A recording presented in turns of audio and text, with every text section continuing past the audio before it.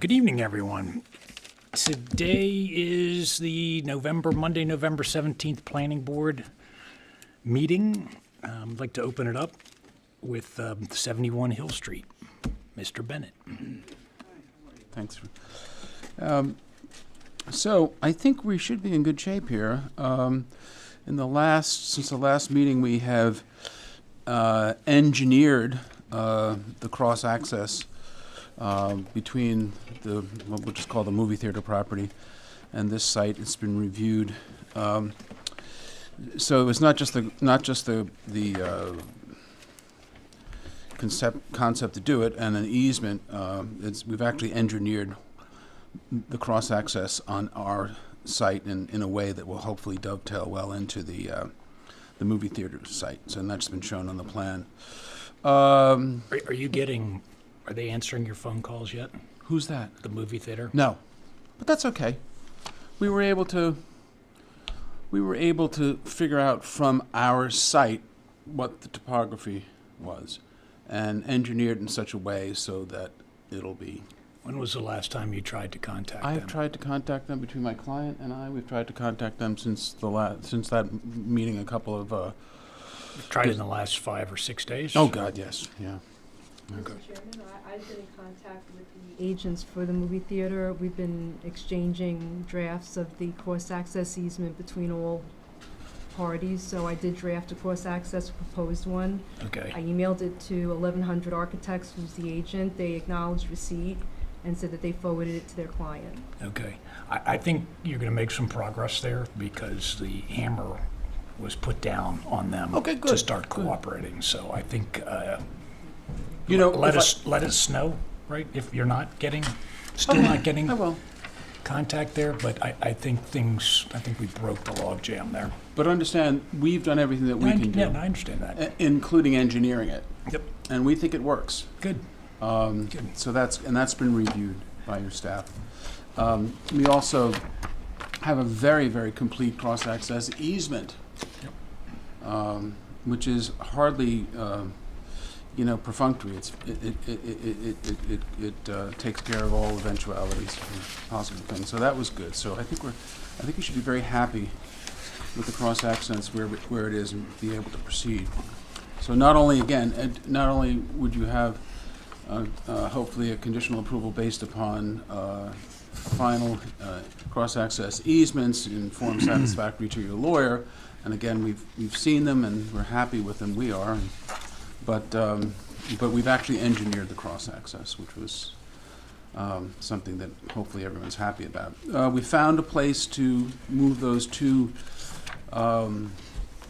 compact spaces so that they weren't impeding access to the, or there was no even argument that they were impeding access to the dumpster. I know the board wanted to see that. In reviewing the tapes from the last meeting, it's pretty much the understanding that as long as these items were taken care of, if there were any open engineering items, they could, as is very common, be dealt with as part of a condition to a site plan approval. Now remember, and this is very, very, very, very important, because I want the board to have an enormous amount of comfort on this issue. A condition to finish up some of these not monumental, but nevertheless outstanding engineering issues, not only is it very typical, but you still retain control, because until we do that to the satisfaction of your engineers, you don't have to sign the map. You don't sign the map, we don't get a building permit. And I was very pointed in saying that last time for reasons which I don't want to go into, necessarily in great depth, but I always try to put myself in the position of a board and the board's counsel. I didn't say until, subject to the building permit. I said not only subject to the building permit, God willing there'll be a conditional approval tonight, not only subject to the building permit, but subject to the signature of the map, which means until you as a board are happy with, and your council is happy with any conditions, there's no vote to direct you to sign the map. And your council would have to be happy, your engineer would have to be happy, and you would have to be happy. So, and the way the code read is you can't get a building permit until the map is signed. Whether or not that has been followed in the past, I don't know. However, we offered that specifically as a condition, again, trying to put myself in the shoes of board members who are trying to be conscientious as well as council. So I think it was fairly clear that if we took care of those big ticket items from the last, at least the way I heard it, we could expect a conditional approval this evening. As you know, there's an industrial development agency. Do I have the entity correct? That we're trying desperately to meet. It's a work session next week, so we'd like to be able to go there with not only the trustees' approval, which we have, the ARB approval, which we have, the zoning board of appeals approval, but your approval. And it took a lot of doing, getting all of this stuff done, so that we could present you with a changes to the plan and an engineered cross-access and the easements, et cetera, so that you would be comfortable. But again, remember, your ultimate comfort is until we please you right down to the crossing the I's, crossing the T's and dotting the I's, you don't have to sign the map. No signature of the map, no building permit. So that's your ultimate holdback. So I would respectfully request that you give us conditional approval for this. It's been a long process, a lot of resources, a lot of energy put in this. I think it's going to be fantastic over there. It's going to be really a shot in the arm to the business community. What exactly would conditional approval look like? Have you discussed that with Mr. Bennett, Kim? I have not, but it's, conditional approval is a resolution that approves it with conditions, which is very typical in site plan and subdivision approvals. So, and it delineates when certain items are due. For instance, SWIP, due at a certain time, a speedies permit, a work permit for the road. They're all due at certain times, and it spells out when they have to be in, either before building permit or before signature of plans. Very typical. I understand, yeah. Yeah. I mean, we've hammered out through a very long process through your board and the other three boards, and you have nothing to fear about being criticized by not being thorough, exceedingly thorough, even with a conditional approval. Because again, and at the risk of being repetitious, I'll just say it for your comfort, you retain the ultimate control.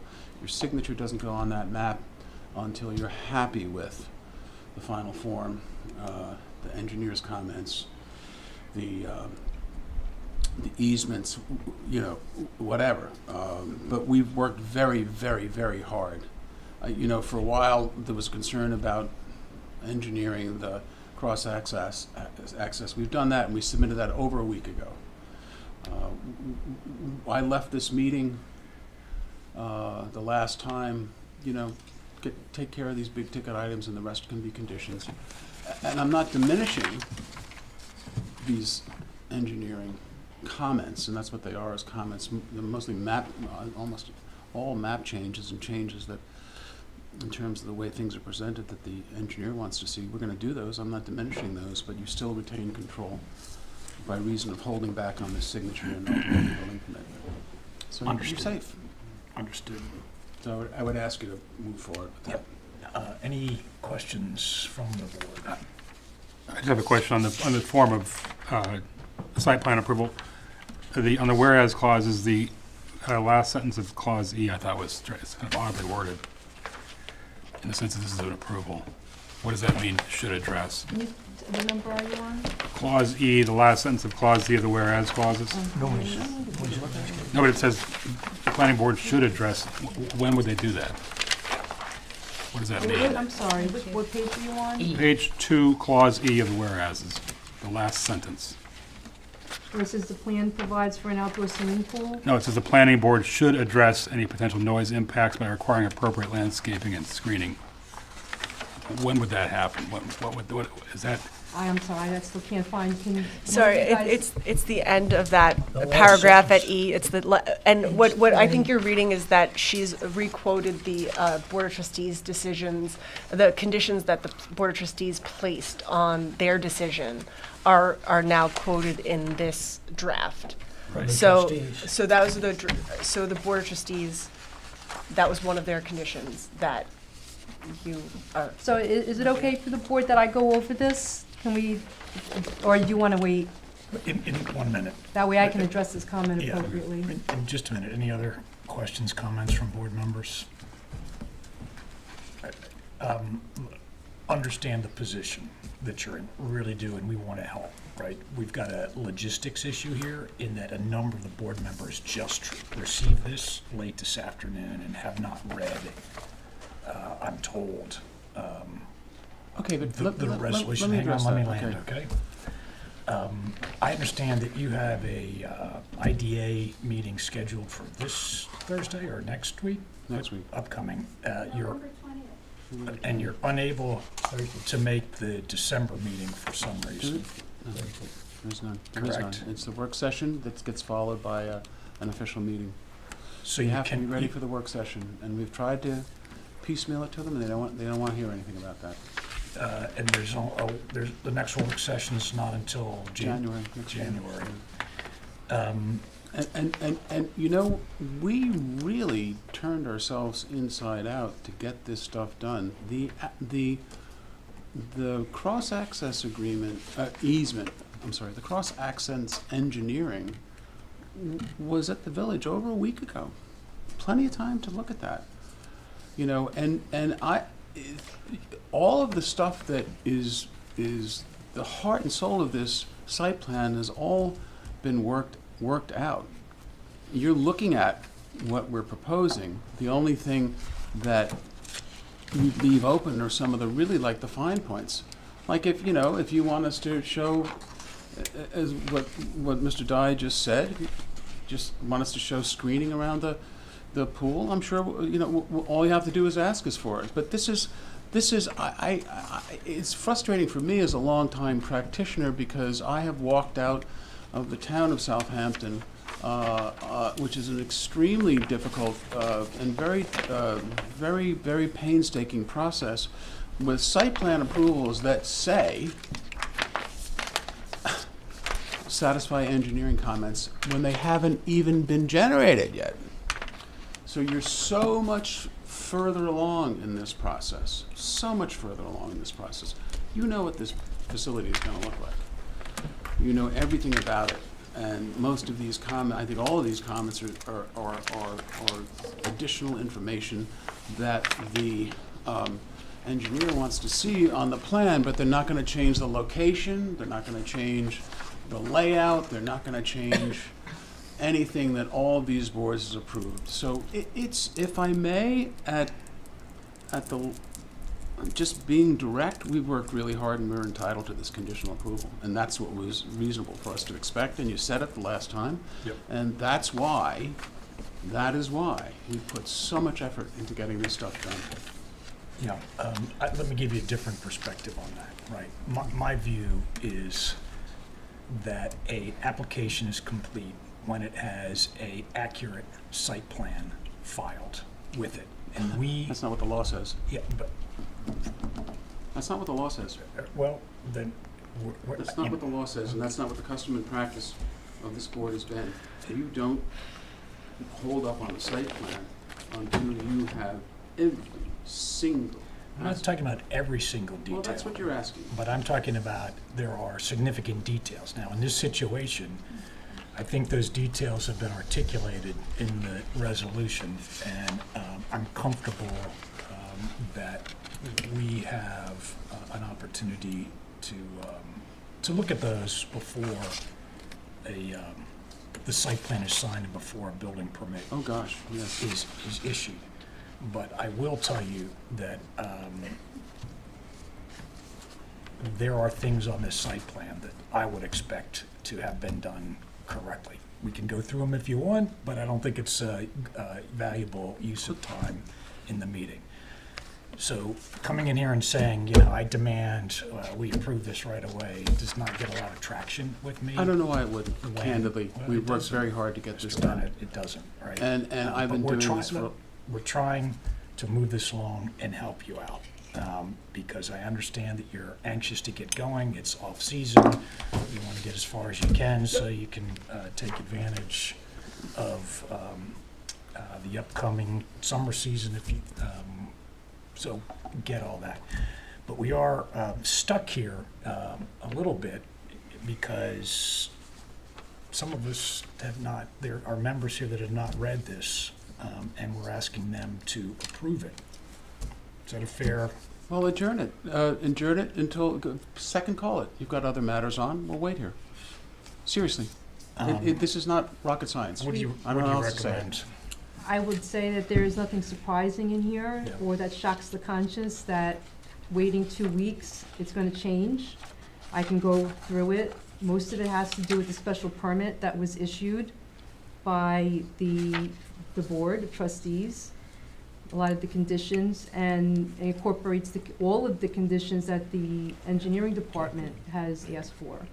So I would say that there is nothing in here that you're gonna say, oh, well, I didn't know this is a surprise to me, this is brand new, we have the few meetings that I have been in, these things have been discussed.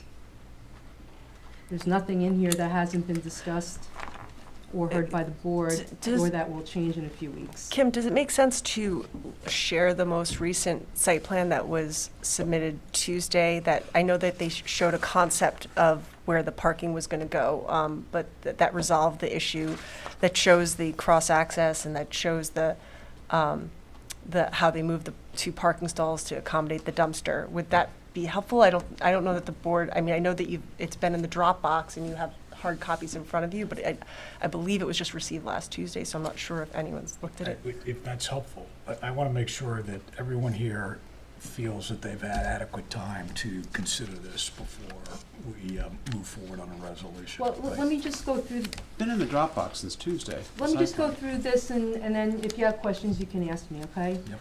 All right, so let's just look at it real quick with the proposed resolution, all right? The first page where it says, whereas the Board of Trustees approved a special permit. This is the special permit for mixed use, which included the resort, hotel use, and workforce housing that was approved in this past February. And underneath that, you'll see A, B, C, and you flip over the page. Those were all conditions of the special permit of the Board of Trustees. I'm just reciting them, so you have them handy. And it tells about all the requirements that the Board of Trustees put on this approval for the special permit. So A, B, C, so Lisa did tell me that I did a cut and paste of the special permit approval, but 2 additional letters were put in there. So, but the substance is still the same. So when you go to page 3, now we continue. We're done with the special permit that the trustees issued. The next whereas Can I just condition. say a question? I mean, Go ahead. the lettering seems off, so is that, Well, the lettering is correct up until I, and then J should not be there. So J should not be there and L should not be there, just the letters, but the substance of it is the same. So when you go to page 3, you get to whereas by resolution in October, the Board of Trustees determined that the approval of the special permit, and again, we're still Board of Trustees, is considered an unlisted action under SEQA. Next paragraph, after coordinated review, the Board of Trustees still, right, adopted a negative declaration pursuant to seeker. And then the next paragraph has to do with the Zoning Board of Appeals decision that was issued this past July.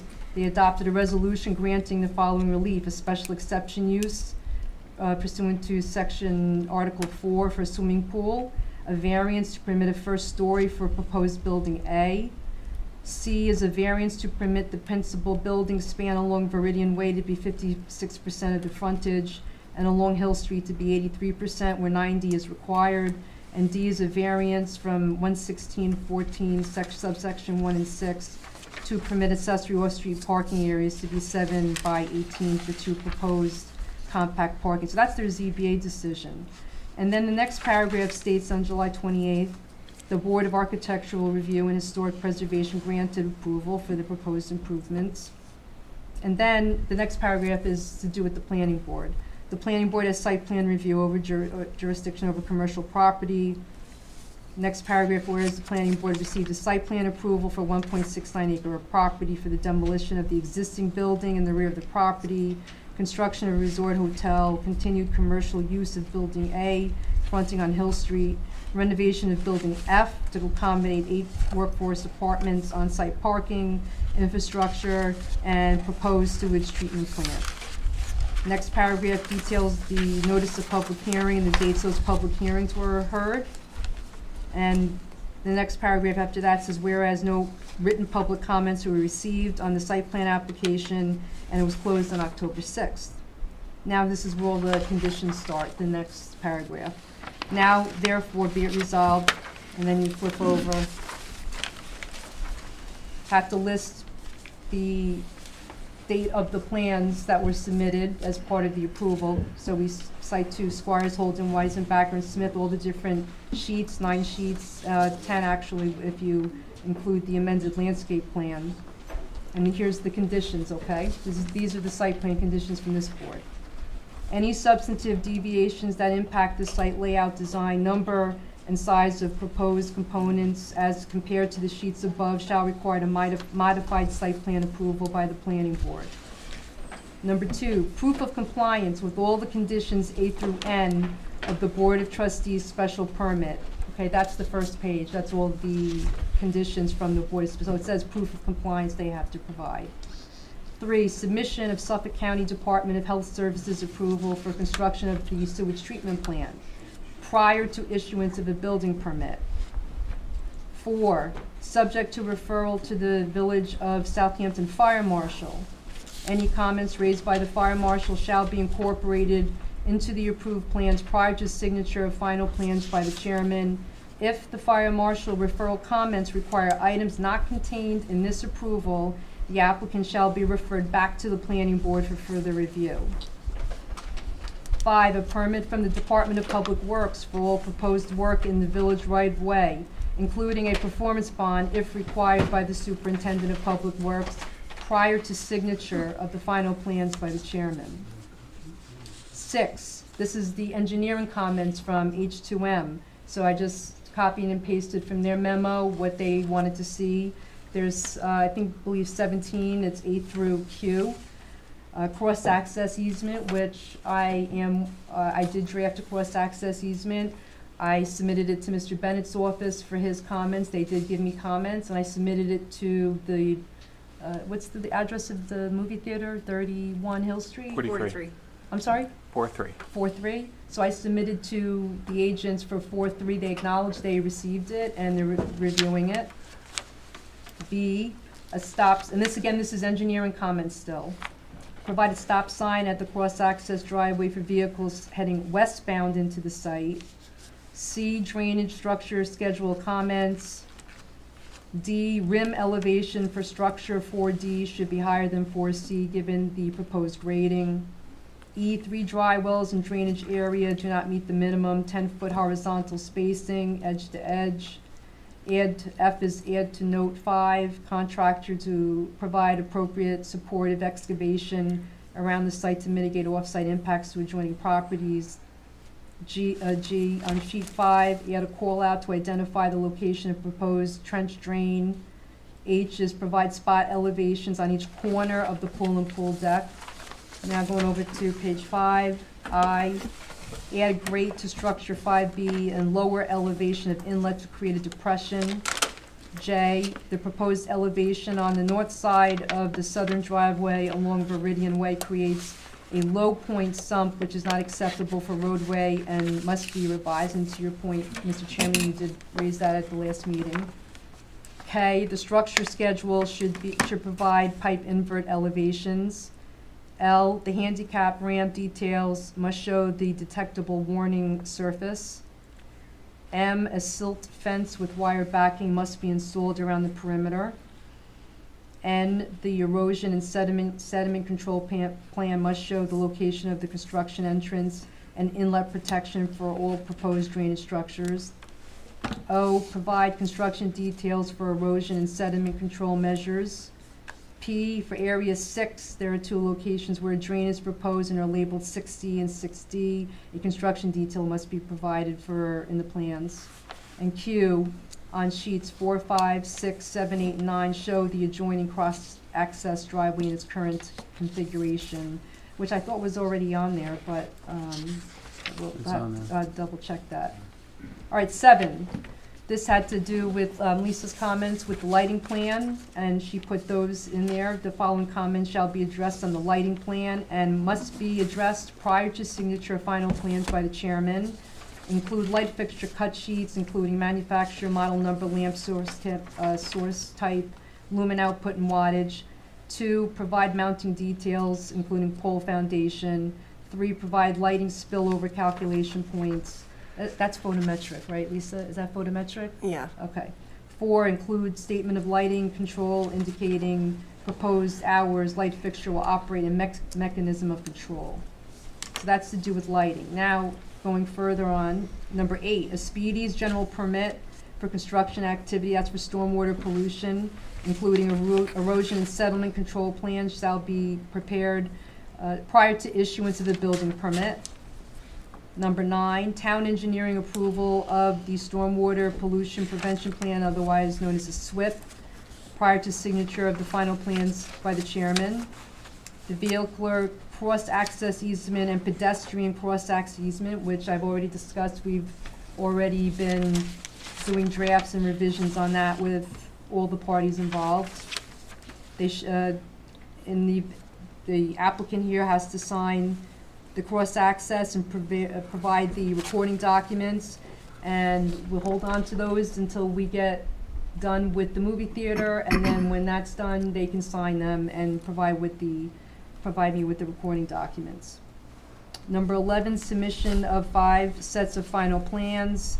12, and these are typical site plan requirements, and 12 is the landowner shall file a notarized affidavit including compliance with the conditions of site plan approval. The last paragraph is that the approved site plan is valid for a period of 2 days from the date of approval. Thank you. I think it's very comprehensive. I don't think you have any worries. Yep. I do understand, from speaking with you, Mr. Chairman, what your concerns are about another site that has perhaps done things that they were not supposed to. I don't see that there is any mechanism here for this applicant to do what some other, maybe perhaps bad actors have done in the past. Understood. Thank you. Lisa, Alex, anything to add? Any concerns or risks that you would like to advise the board on outside of what Kim's already said?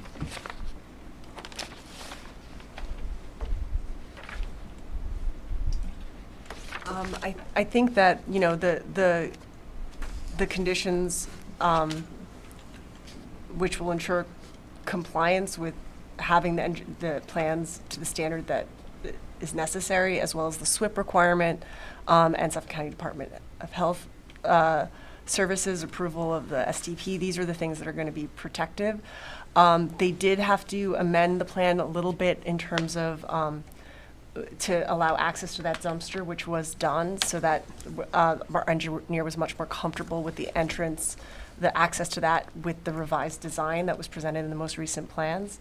So, yeah, I'm happy to answer any questions or show anything you have questions on the site plan, but I don't have any concerns right now. Okay. Alex? You good? I just corrected those 2 discrepancies in the numbering from the Board of Trustees special permit, and there was one reference to town approval that I corrected to village approval. I did refer this to the fire marshal to provide some written comments. He is out of the office this week. I had reviewed it with him previously. I think his concerns largely had to do with painting no parking and fire zones along the Radian Way in the village right away. But I think he was generally satisfied about that there was enough space around all sides of the building for the fire apparatus, which is his primary concern. But I've asked him to provide some written comments when he returns. Okay.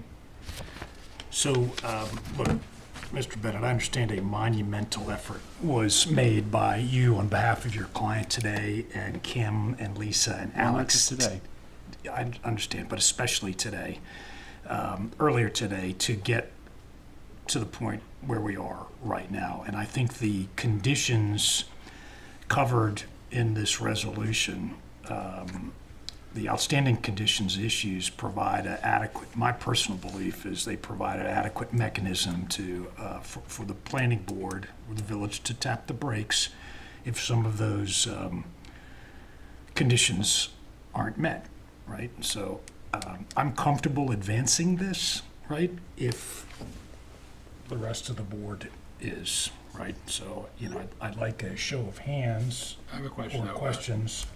How do we get the paragraph references correct so that the conditions, what is it, number 2, A through N, are actually reflect the paragraphs that express the conditions? Since the paragraphs now go through P, I think. Yeah, I was able to fix that. Okay. It was just some extra enters in there that created Yeah, I just want to make sure additional letters. it's the document works right. Correct. Yeah, are you, so you're comfortable? Yeah. Are you comfortable? It's only my speech, about half of this is irrelevant, but I've been overruled by the trustees of the village. They're crazy, but they hand the owner and the council a lot of work. So we're voting on, Cross-access sucks. we're voting on moving this forward, not whether the trustees Yes, are crazy or I've been not. overruled. So I'm gonna, you're a yes, I'm move a forward. yes, I'm a yes, Okay, subject to okay. the saying, and this cross-access thing is one of the most ridiculous things I've ever encountered. I'm sure the trustees watching are relieved. You know, For the record, I'm comfortable. tell the mayor. Forward. Amanda, how about you? Comfortable. Okay. So, looks like we're good to move forward. I'd like to make a motion to, to adopt this resolution for conditional approval of the 71 Hill Street application, right? Second? Second the motion. Second, thank Yeah, you. that's good, thank you. All in favor? Aye. Thank you. Thank you very much.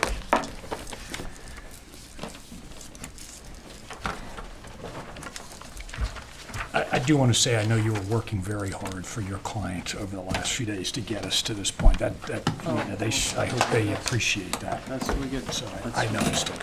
So Thank you. they I all that- noticed. I really appreciate that. Thank you. We're good? If we can move on right to the next item on the agenda, 560 Wickapog Road.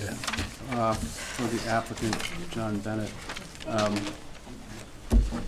Good luck. Thank you very much. Good luck. Good luck. Ricky Fowler wanted me to give his apologies. He had a very important charity event that he had to go to, so he doesn't want anyone to think that his, not being here is reflective of any lack of seriousness. Of course, this is a critical thing for him. So we're at a point now where I'm going to ask you to close the public hearing on this. There was some conversations about a couple of legal documents that I've been working on. I know Kim has been working on them. There's the agricultural reserve document. There were some requests to take one or two things out of it that you would typically find within the right to farm law, most notably commercial composting or agricultural composting. And that's been agreed to limit that only to the site or to other farms that the Fowler family owns. So that would be limited to that. And then there was some back and forth on the language of the access to the pond. The board will remember that originally we showed it at 15 feet on lot number 6, I think it was, but it fares out at the end. I think that was your request, Mr. Chairman. It fares out at the end so you can get some equipment down there.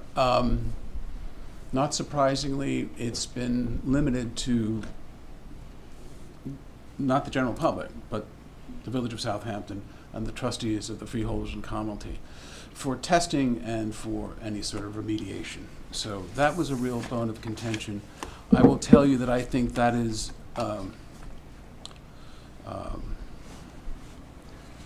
an ask which was improper, but we nevertheless have conceded. And I think that is a very, very important thing for the board to realize. We have affirmatively conceded to give access to the public over this property. And as long as those safeguards are there, which I think the document will do, that it can't be, just public access for general riparian purposes, we're happy. We're not giving access to the public. It's just the village and the F&C trustees. Yeah, Correct. well, that's fine, as long as it's kept to that, because God forbid, people are down there doing something other than under the auspices of either one. But I think that's been taken care of. The Ag Reserve document is fairly straightforward. But again, these are things that are a little bit of the cart before the horse, because these are things that would be dealt with in your preliminary approval. I'm not asking for a resolution of preliminary approval tonight. I'm asking you to close the public hearing. And the public hearing is for the purposes of allowing the public to speak. I think Mr. Bragman's client has spoken quite a few times. I think Mr. McMaster, I don't know whether his client is here or not, has spoken. So all of the input that you have is here. I am not asking for a substantive determination tonight. Understand that. There comes a time when I will ask you for a substantive determination, specifically a preliminary site plan approval. But it's very, very important to understand the structure and function of what happens. So, assuming for the purposes of argument that there are things that are still open in people's mind, that's fine, because we're not at that stage yet. We're at the public hearing stage, and the public hearing has been open for, the public hearing, is interesting what happened here. The public hearing was open before secret determination, and then it was continued after the secret determination. So the public, particularly in light of the fact that there was a negative declaration issued, the public has had much, much, much, much, much more input than even the New York State village law requires. If a board is going to issue a negative declaration, there's not even any requirement that there be a public hearing before that. But you did that in an abundance of caution. So before you issued your negative declaration, you had substantial public comment. And then after you issued your negative declaration, you've had substantial public comment. And I'm simply asking you this evening to do what I think is proper and appropriate and due, which is to close the public hearing. That, again, is not a substantive determination on your part. It's simply a request that you acknowledge that portion of the process is, we're at that point. You close the public hearing. Again, I'm not asking you for a final, strike that, for a preliminary approval. I think we've given the board everything that they've asked for on this. We've done everything that we can do. I will remind the board that the yield on this property is 12 lots. And you're coming up with 7. We filed the 10-lot subdivision. The board said, can you do better? A lot of soul searching went on, a lot of conversations with brokers and appraisers. And the determination was that we would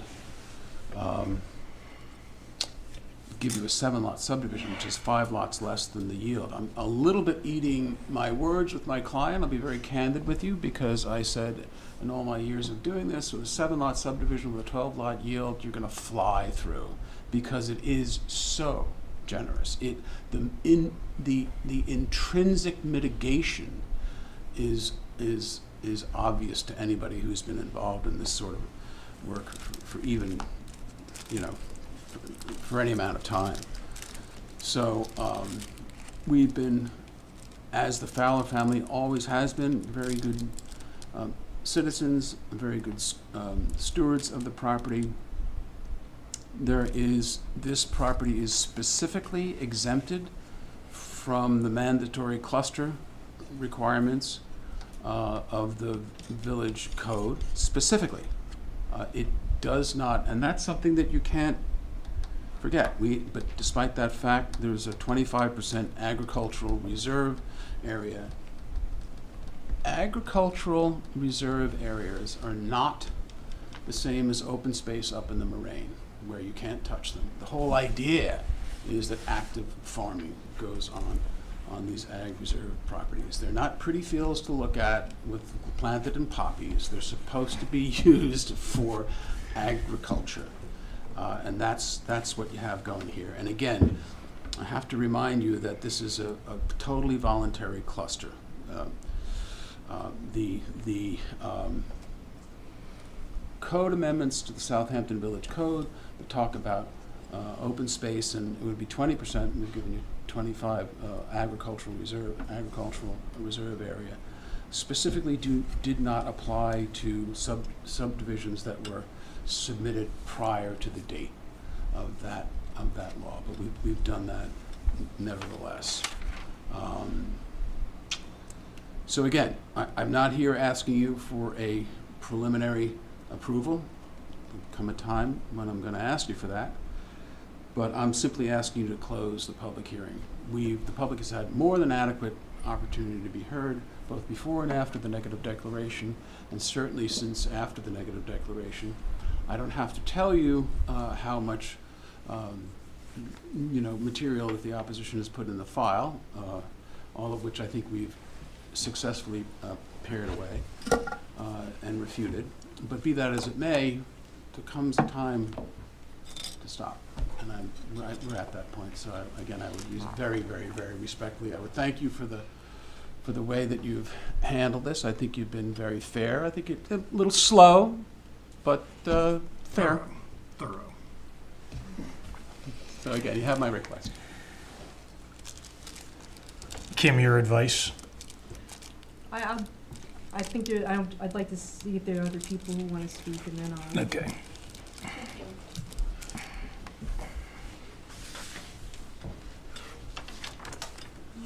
Good evening, Chairman London, fellow board members. Tiffany Fergenti from Lynn Garner Dunn, Fergenti and Ranke, co-counsel with Mr. Bagman on behalf of 91 Fowler LLC. There remain several issues that prevent this subdivision from being approved, and I think warrant keeping this hearing open as a public hearing. I think that the desire to close the public hearing is a desire to silence the critique of certain issues that perpetuate with respect to the subdivision and the documents that we've requested to see. One of these issues, frankly, is insurmountable. It's the agricultural reserve. It's not agriculture or open space. Lot 8 of this subdivision, what the applicant submits as an agricultural lot and an agricultural reserve, is developed with buildings, garages, driveways, sheds, an office, a fueling station, parking for cars, tractor trailers, and even a 2-story residence. By any reasonable measure, this is not open farmland. You've all seen the photos, the aerial maps, and hopefully taken the time to drive the area to see it for yourself. Lot 8 is a commercial lot. The Suffolk County Department of Health has already identified it as such, classifying it as a commercial lot with existing buildings, even requiring the applicant to submit a commercial typical plot plan. And the applicant does not dispute this. In a May letter to Suffolk County, the applicant said, Lot 8 is a commercial lot that is to be an agricultural reserve area, and further confirmed, quote, "This will not be open space." The size of the buildings in the reserve area are even larger than the maximum size for 1-story buildings in the village's business zones. The largest barn is 6,814 square feet, well beyond the 5,000 square foot maximum. The idea of preserving this area from development through an agricultural easement is a complete fiction. It is already developed. Unfortunately, despite our request for them, key application documents such as the proposed agricultural easement, the pond access easement, and an engineer's report that Ms. Rickmers described was forthcoming during the October 20th meeting have not been provided for public review and comment. we submit that this is a violation of the transparency mandated by the open meetings law. But we've looked at the agricultural easement the applicant has submitted and the comments made by council, and the expectation is that the easement will provide for agricultural uses as described under the state agricultural and markets law. To proceed with any easement which broadly permits agricultural use as defined in section 301 of the agricultural and markets law is a critical misstep. What the village accepts as agriculture under Village Code 116-2 is far more restrictive than the state statute. It is the village law that controls here, not the state law. And if you read the village code, the definition of agriculture says that is the cultivation of the soil for food products and other useful or valuable growths of the field, including field crops, fruits, vegetables, trees, shrubs, plants, and flowers, and including agricultural greenhouses. The normal preparation of such products for market shall be considered an accessory use, provided that it is not a separate and distinct business. That is in the village code. So while the agricultural markets law broadly contemplates farm operations, the village code contemplates farming, the cultivation of the soil. It only allows the preparation of products for market as secondary accessory uses, and only if it is not a separate business from the farming. This distinction matters, especially here where the applicant currently leases a substantial portion, if not all, of the proposed reserve area to Summerhill Farms, a large corporation engaged in agriculture, but also non-agricultural commercial activities. Mr. McFarland, you voiced concerns about the reserve area being subordinate to agriculture and serving at least 2 other farms outside of the village. And interestingly, the agricultural reserve narrative submitted by the applicant during SECRA didn't even mention Summerhill Farms. The board is hurrying towards designating this obviously commercial lot as an ag reserve without understanding the full scope of what's going on there. What are the commercial buildings being used for? How much of the activity on Lot 8 supports farming conducted elsewhere? What do the COs permit? And do these permitted uses conflict with the purpose of an ag reserve or the definition of agriculture in the village code? The board cannot make a reasoned determination on this ag reserve without clear answers to these questions. And we, as the public, should have an opportunity to review this agricultural easement and comment on it to see if it's restrictive enough. Because the one that was submitted long ago provides that there can be, it says nothing herein shall be construed to preclude the grantor from erecting or constructing agricultural accessory buildings or structures. That's not permitted under the village's definition of agriculture. And so we should have an opportunity to view the easement and comment. Transparency is important and it should be afforded in these circumstances. And so we would submit that the ag easement that was submitted by the applicant lacks basic safeguards. It contains no prohibition on new structures or commercial leasing. In fact, it permits further development of potentially substantial non-residential buildings. It permits certain types of livestock otherwise restricted under the code, and is silent or ambiguous regarding short-term or temporary non-agricultural activities. Adopting the state's broader definition violates village regulations and could even expand more over time. It would permit a remarkable amount of additional construction in order to serve the small portion of land that may actually be farmed. Consider that a significant portion of the land is even excluded from the county's certified agricultural district 5. It's not even within the agricultural district of Suffolk County, and so it's not even subject to the ag markets law. This parcel simply does not qualify as agriculture under the village code. If the board accepts this configuration, the precedent will be that any gravel or industrial yard can be called an ag reserve to claim the environmental benefits and density allowances intended only for genuine farmland. This is the last parcel of farmland in the village. The community will remember this decision. This could be the moment when the village of Southampton allowed the last remaining piece of historic farmland to be developed in exchange for a commercial lot. That's a bad deal for the residents of this village. The reserve area may have been placed in the corner with good intentions in the past, but it's not too late to make changes. Early in this process, Nelson and Pope, the village's former environmental consultant, recommended alternative layouts that would preserve a scenic buffer along Fowler Street and maintain open views toward the farmland to the east in the town. That's the very same idea that recently surfaced again. There's a reason that this concept has persisted. It's because scenic farmland and open space is what's valued in this village. It says so right in the comprehensive plan. The board must look beyond momentary inconvenience of making design modifications to this proposal and choose the outcome that truly serves the village. It's your duty to do so.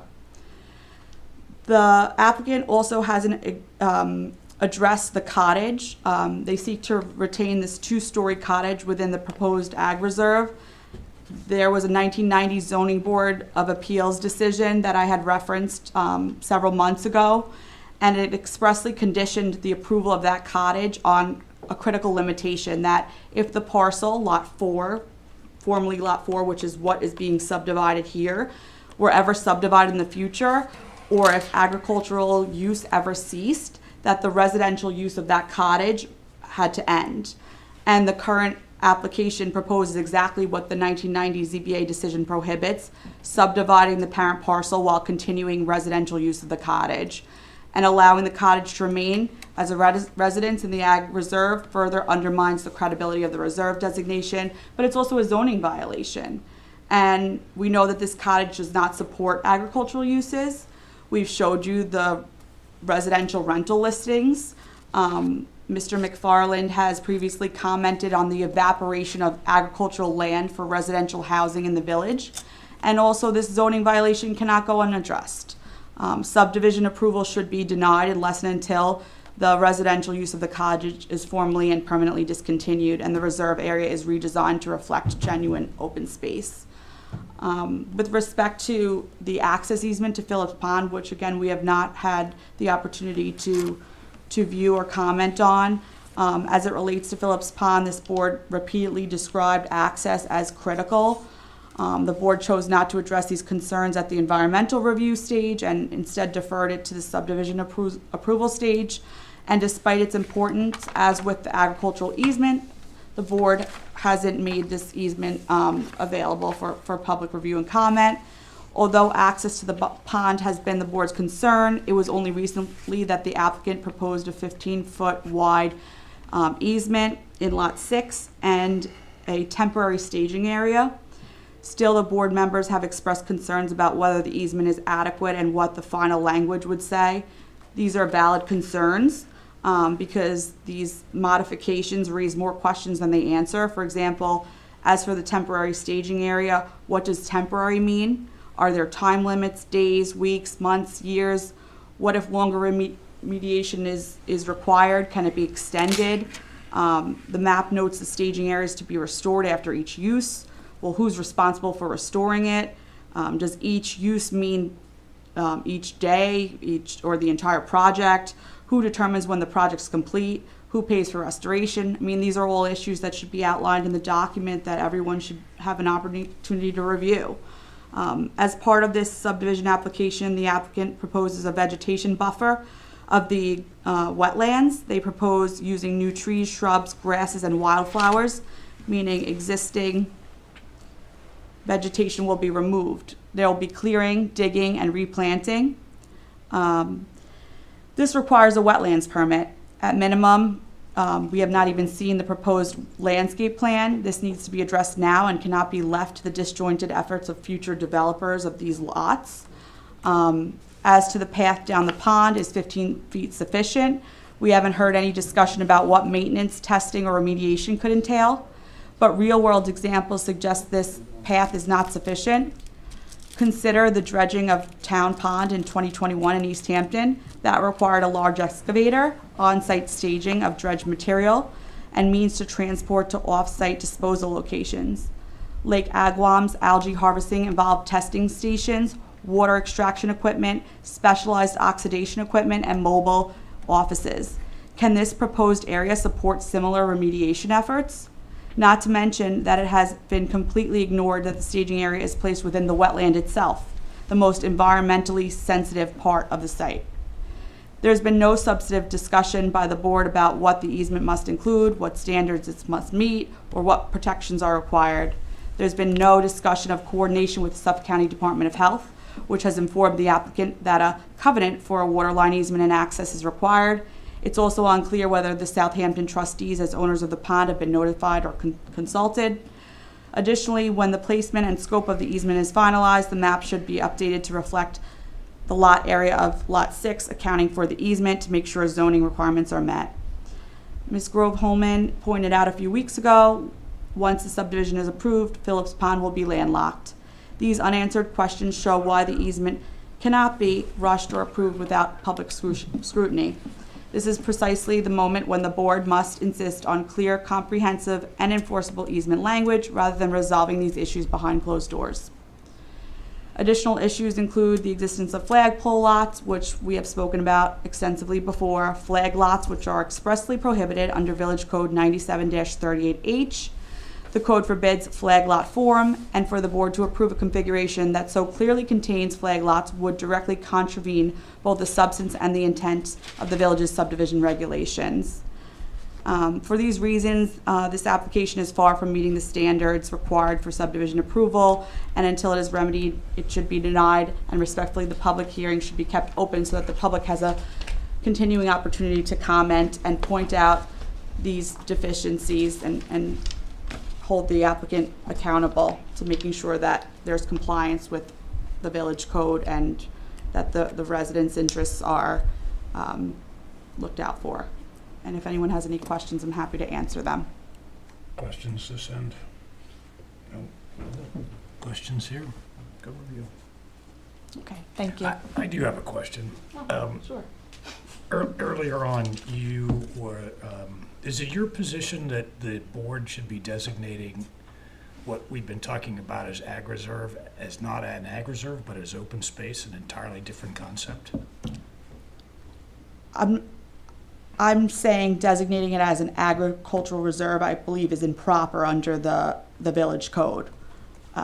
Whether the board determines that it should be designated as open space, I'm not specifically speaking to that, but I'm saying it doesn't fit the criteria of an ag reserve either under the agricultural markets law or the village code. Why not? Because the definition of agriculture under the code is cultivation of the soil, and there's operations that are going on that have been acknowledged by the applicant and the board that aren't cultivating the soil on this parcel. It's being leased out to another entity that is Cultivating the soil. Yes. I'm not sure that that's the case. There's been evidence in the record that the operations that are going on this commercial lot 8 are used to support other parcels outside of this parcel. As well as this one. And is it your contention that this area that we're talking about is a potential ag reserve? The buildings there are commercial buildings not supporting agricultural business? We at least know that the cottage has been rented out. There was listings that were located, prior listings that have been rented out for residential use, so that's not supporting agriculture. We don't know. The answer is we don't know, because the only information that we received was a narrative during the secret process about what the history of agriculture there, and it didn't mention that the property was being leased to Summerhill Farms. It didn't say anything about what each barn or these structures were being used for or what it was supporting, whether it was exclusively operations that were occurring on this parcel or other parcels owned by Summerhill, owned by the Fowler family. So we're really in the dark. There should be more of an explanation and more facts to determine what is actually going on, but we don't have the answers to that. Beyond what the applicant and its counsel have told us.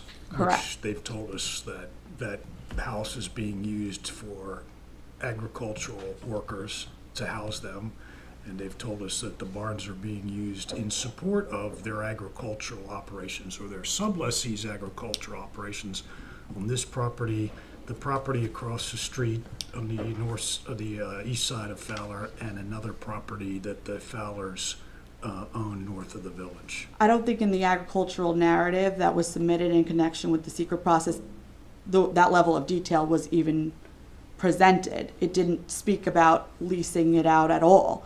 It didn't speak about the cottage at all. In connection with the 1990s zoning board decision, the applicant was granted permission to use that cottage to support agricultural use, but that obviously didn't occur historically, as we know. So I suggest you go back and check the video here, because I remember sitting here and listening to Mr. Bennett and Mr. Fowler saying that, in fact, everything that I stated was how it was being used. I don't know whether it's in the, I don't know whether it's in the file or not. I was just talking about the narrative specifically that was presented in writing. So I can go and look at the videos, but I think there's more information that's needed. Yep, okay, thank you. Mr. Bregman.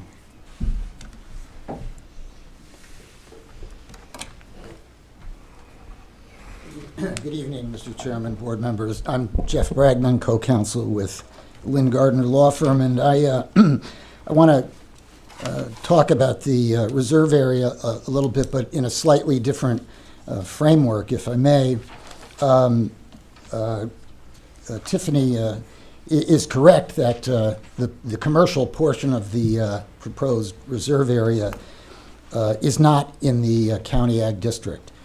But nonetheless, the Ag and Markets guidelines for subdivisions that are creating reserve areas within the county ag district, and part of this is within the county ag district, contains some criteria that you look at when you evaluate whether the design is a good design or not a good design. And in doing that, they distinguish between a farmstead, which is an area that's developed and has impervious surfaces and buildings and structures. They distinguish that from a farmable area, and they define them differently. And basically, to cut to the chase, what they say is that the farmstead should be appropriately sized in relationship to the remaining farmable area that you're leaving open. And to that end, their guidelines suggest that the farmstead be no more than 5% of the reserve area, with an optional discretionary 5% for additional impervious surfaces. Well, 5% of this 7.2 reserve area would be less than 1 acre, 0.72 acres. And there's a problem with this design of this reserve area because it's proposing 3.2 acres, more than 4 times the size that's recommended in the guidelines for this commercial area. So put in the framework of the standards, the objective standards that are enacted under the Agriculture and Markets law, which the applicant wants to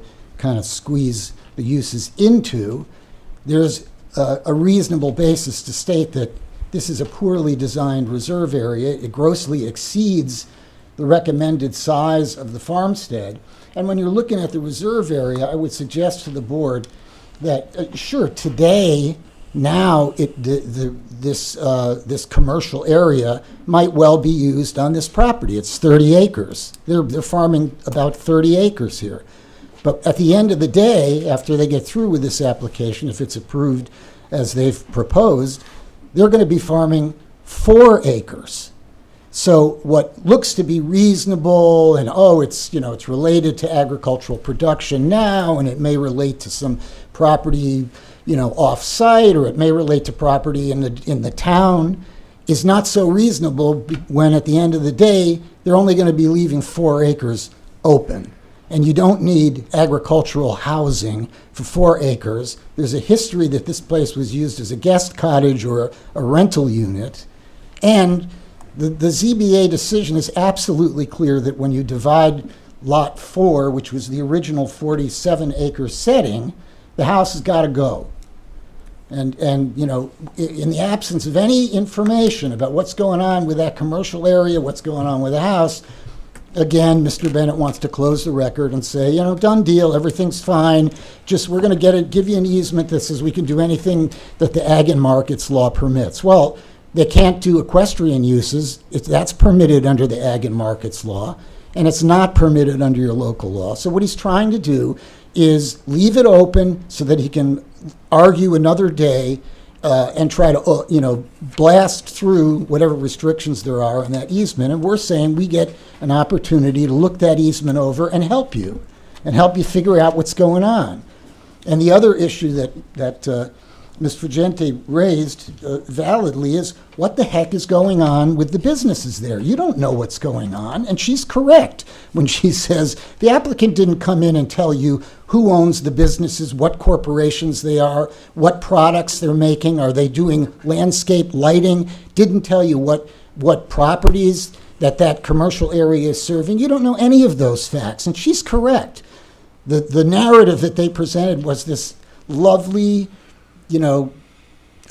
inviting, enticing narrative about what agriculture's been like over the last 100 years. Great.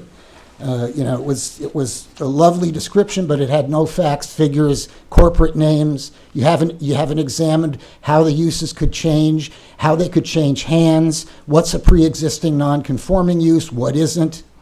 Come on. You're gonna write an easement on your own between her, the applicant's lawyer and your lawyer, and not know those facts? Doesn't work. Also, let's look at what's going on here in the framework of SECRA.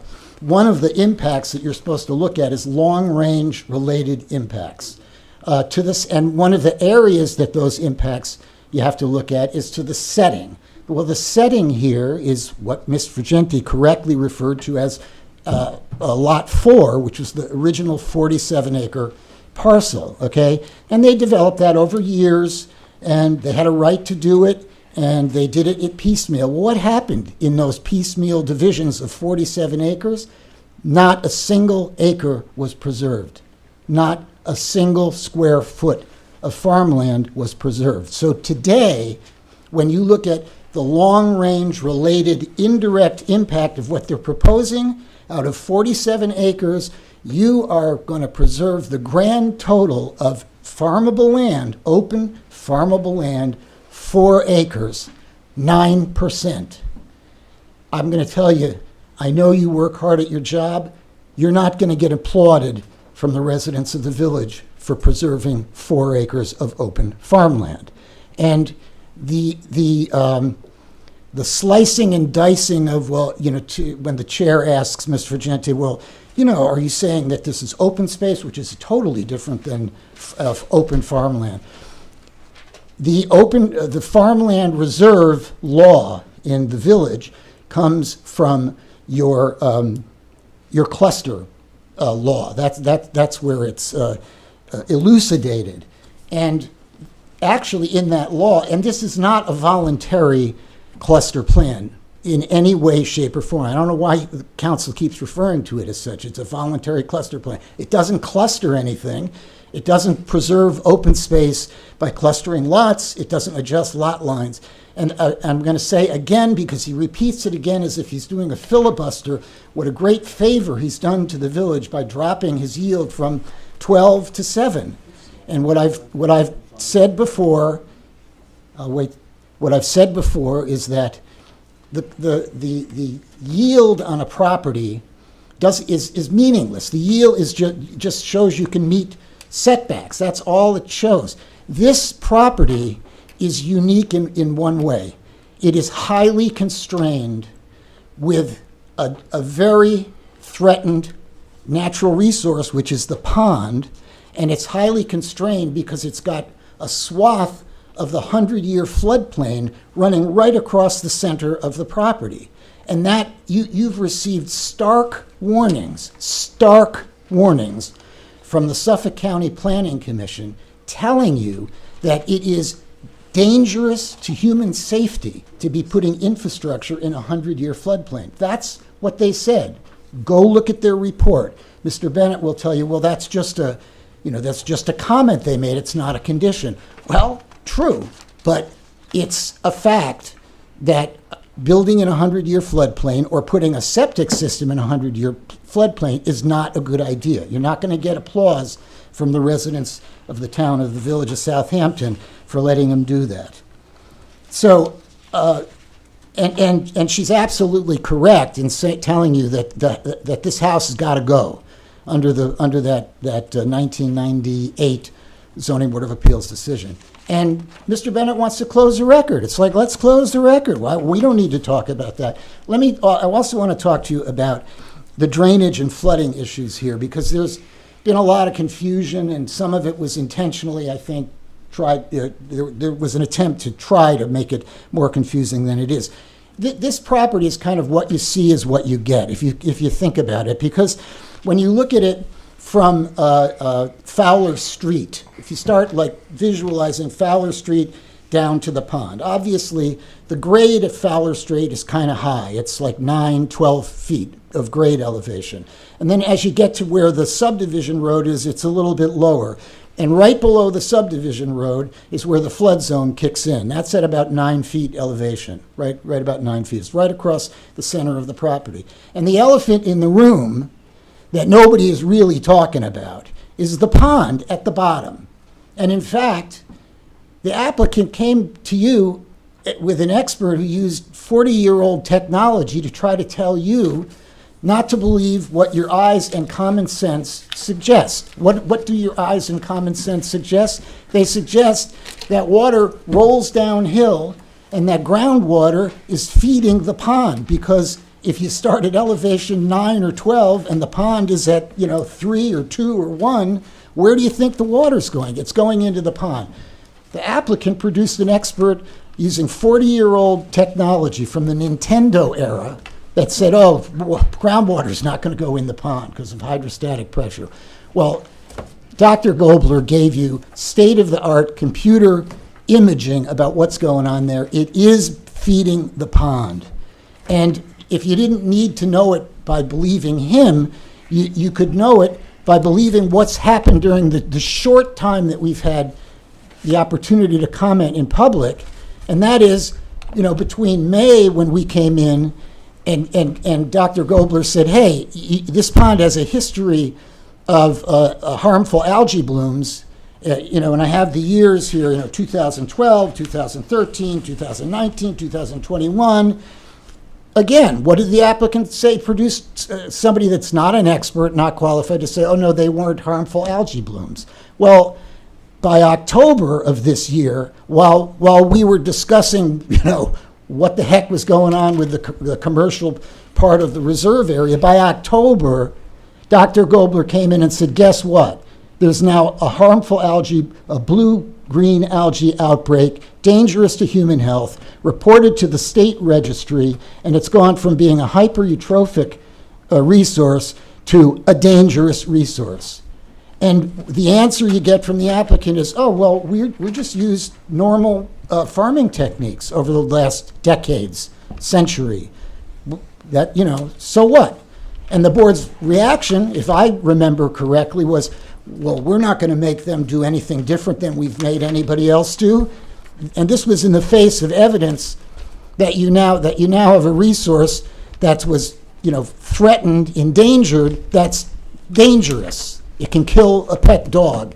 We lost a pet dog in East Hampton that made the mistake of sniffing or licking a pond that had a blue-green algae outbreak.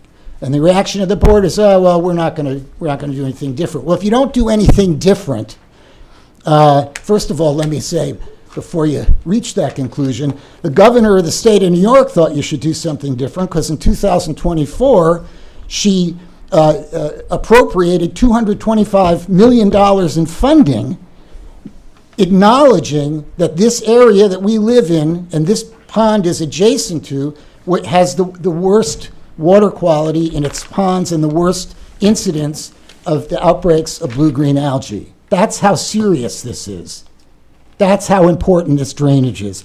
So when I talk about drainage and flooding, and I say what you see is what you get, and Mr. Bennett, cited a couple of subdivisions that I can refer to by name, saying, they had reserve areas just like what we did. Well, they didn't in the two subdivisions. First of all, they had no structures on their reserve areas. They were both subdivisions of about 30 acres. One was, I should give you the names rather than flail around on it. if I can find them, which I probably can't. But at any rate, they were both comparably sized to this, but the reserve areas had no structures on them, no buildings, no businesses going on. And the real kicker is they had depth to groundwater of like 12 feet, 14 feet, 16 feet, and no flood zones and no threatened pond. So this is an entirely different animal that you're looking at. And when we talk about drainage and flooding, the gist, the big picture is the closer you get up toward Fowler Street, the higher the land is, so the easier it is to put a septic system in. Here, two of the septic systems that they proposed to the health department are in the flood zone. Two of the lots have septic systems within the flood zone, the 100-year flood zone. And then the lots that line up along the pond, in order to get near to the elevation they need when they stack the components, they're putting the septic systems very near the drainage to the road, okay? And nobody's really paid attention to that, but that is an enormous, enormous drainage system. It has 55 drainage wells that come out of that. And that is a major engineering feat. Why does it have all that drainage? Because it's right on the edge of the 100-year floodplain. And where do you think the waters go when the precipitation comes down? That's the path they take. So they needed to intercept a gigantic amount of water there. And the proposal for this project is to put the septic systems right up against, very near, that septic system with its dry wells that they don't hold the water, they empty it. And that kind of flooding has the potential for flooding septic systems, and when the septic systems flood, they don't function, they travel to the pond, and there you go. You exacerbate the problem. And I hope the board understands that these new IA systems, these innovative alternative systems, do not solve the problem. They produce septic effluent that is 100 times higher levels than the existing levels in the pond. And you got that from Dr. Gobler. It's phosphorus and nitrates. So they treat nitrates, but when they're discharged, they're 100 times. They call it orders of magnitude. I had to look that up. I don't know what that meant. But it means increments of 100. There are 100 times more nitrates coming out of those septic systems than the natural concentrations in the pond, and they don't treat phosphorus. And those are the two nutrients that cause these blue-green algae outbreaks. So when you look at the drainage from the big picture and step back, that's what I've been trying to portray to you, is that they're going to put septic systems right up against where this drainage system is. And another thing that the board is not, I don't think, paid attention to is on a previous case that I was involved in, that H2M was involved in, H2M recommended to the planning board, a prior planning board, and a prior zoning board not to use the 3-inch rainfall anymore in evaluating drainage. Why? Because with global warming and climate change, precipitation has intensified. And that has been incorporated into secret regulations. It's in the regulations that you have to look at intensified rain, and for our area, a 5-inch rainstorm is what they should be calculating. They didn't do it here. And it was H2M that was my expert on the case that recommended it, and the planning board agreed to it, and the zoning board agreed to it. It was a case on Hill Street. You can look it up. So what I'm saying to you is, not only are you in an intensive flood area that's dangerous, but the only drainage information you have is the road drainage system. That's all they've given you. And in January of this year, H2M said we want a site-wide drainage calculation. That means for the entire property. Why? Because open land drains, okay? It's not like if you have grass on a property, it doesn't drain. It still drains. It contributes. And they've never given you a site-wide drainage plan, which H2M required in its January memo, and they've never followed up on it.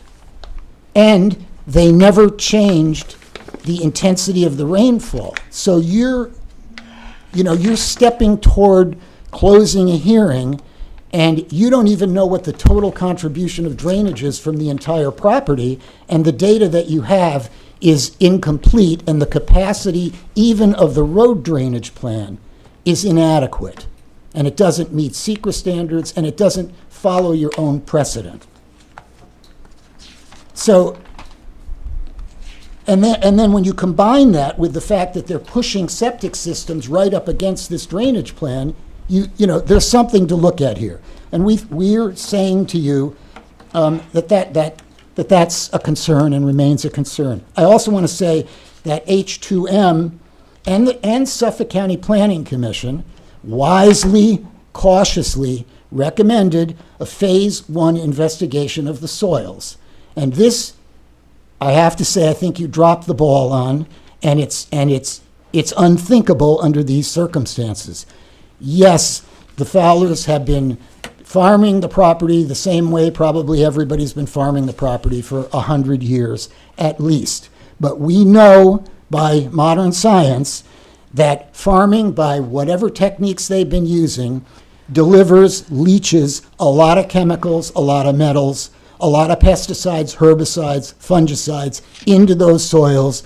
This decision of this board is going to change agricultural lands into residential properties, and I'd want to know before I dig my swimming pool out or put in my folly or whatever I'm going to do, my decking, I'd want to know what's blowing in the wind. I want to know if there's lead in the soil. I want to know if there's arsenic in the soil. And it's not enough to look at this applicant who is, you know, a good citizen, not saying anything negative about the Fowlers. They've been good citizens and they've done well as farmers and set a great example. But they're the same as anybody else. And your own expert and the Suffolk County Planning Commission said run a phase 1 soil test and find out what's going on before you act. And you should do that. Because doing things the way you've done them for the last 100 years results in blue-green algae outbreaks, and it results in arsenic in the soil and a lot of difficulties. And planning means know before you go. That's what it means. And right now, there are issues you don't know about. And we think they remain a concern. I've taken a lot of time, so I want to shift to something I think the board is starting to do well.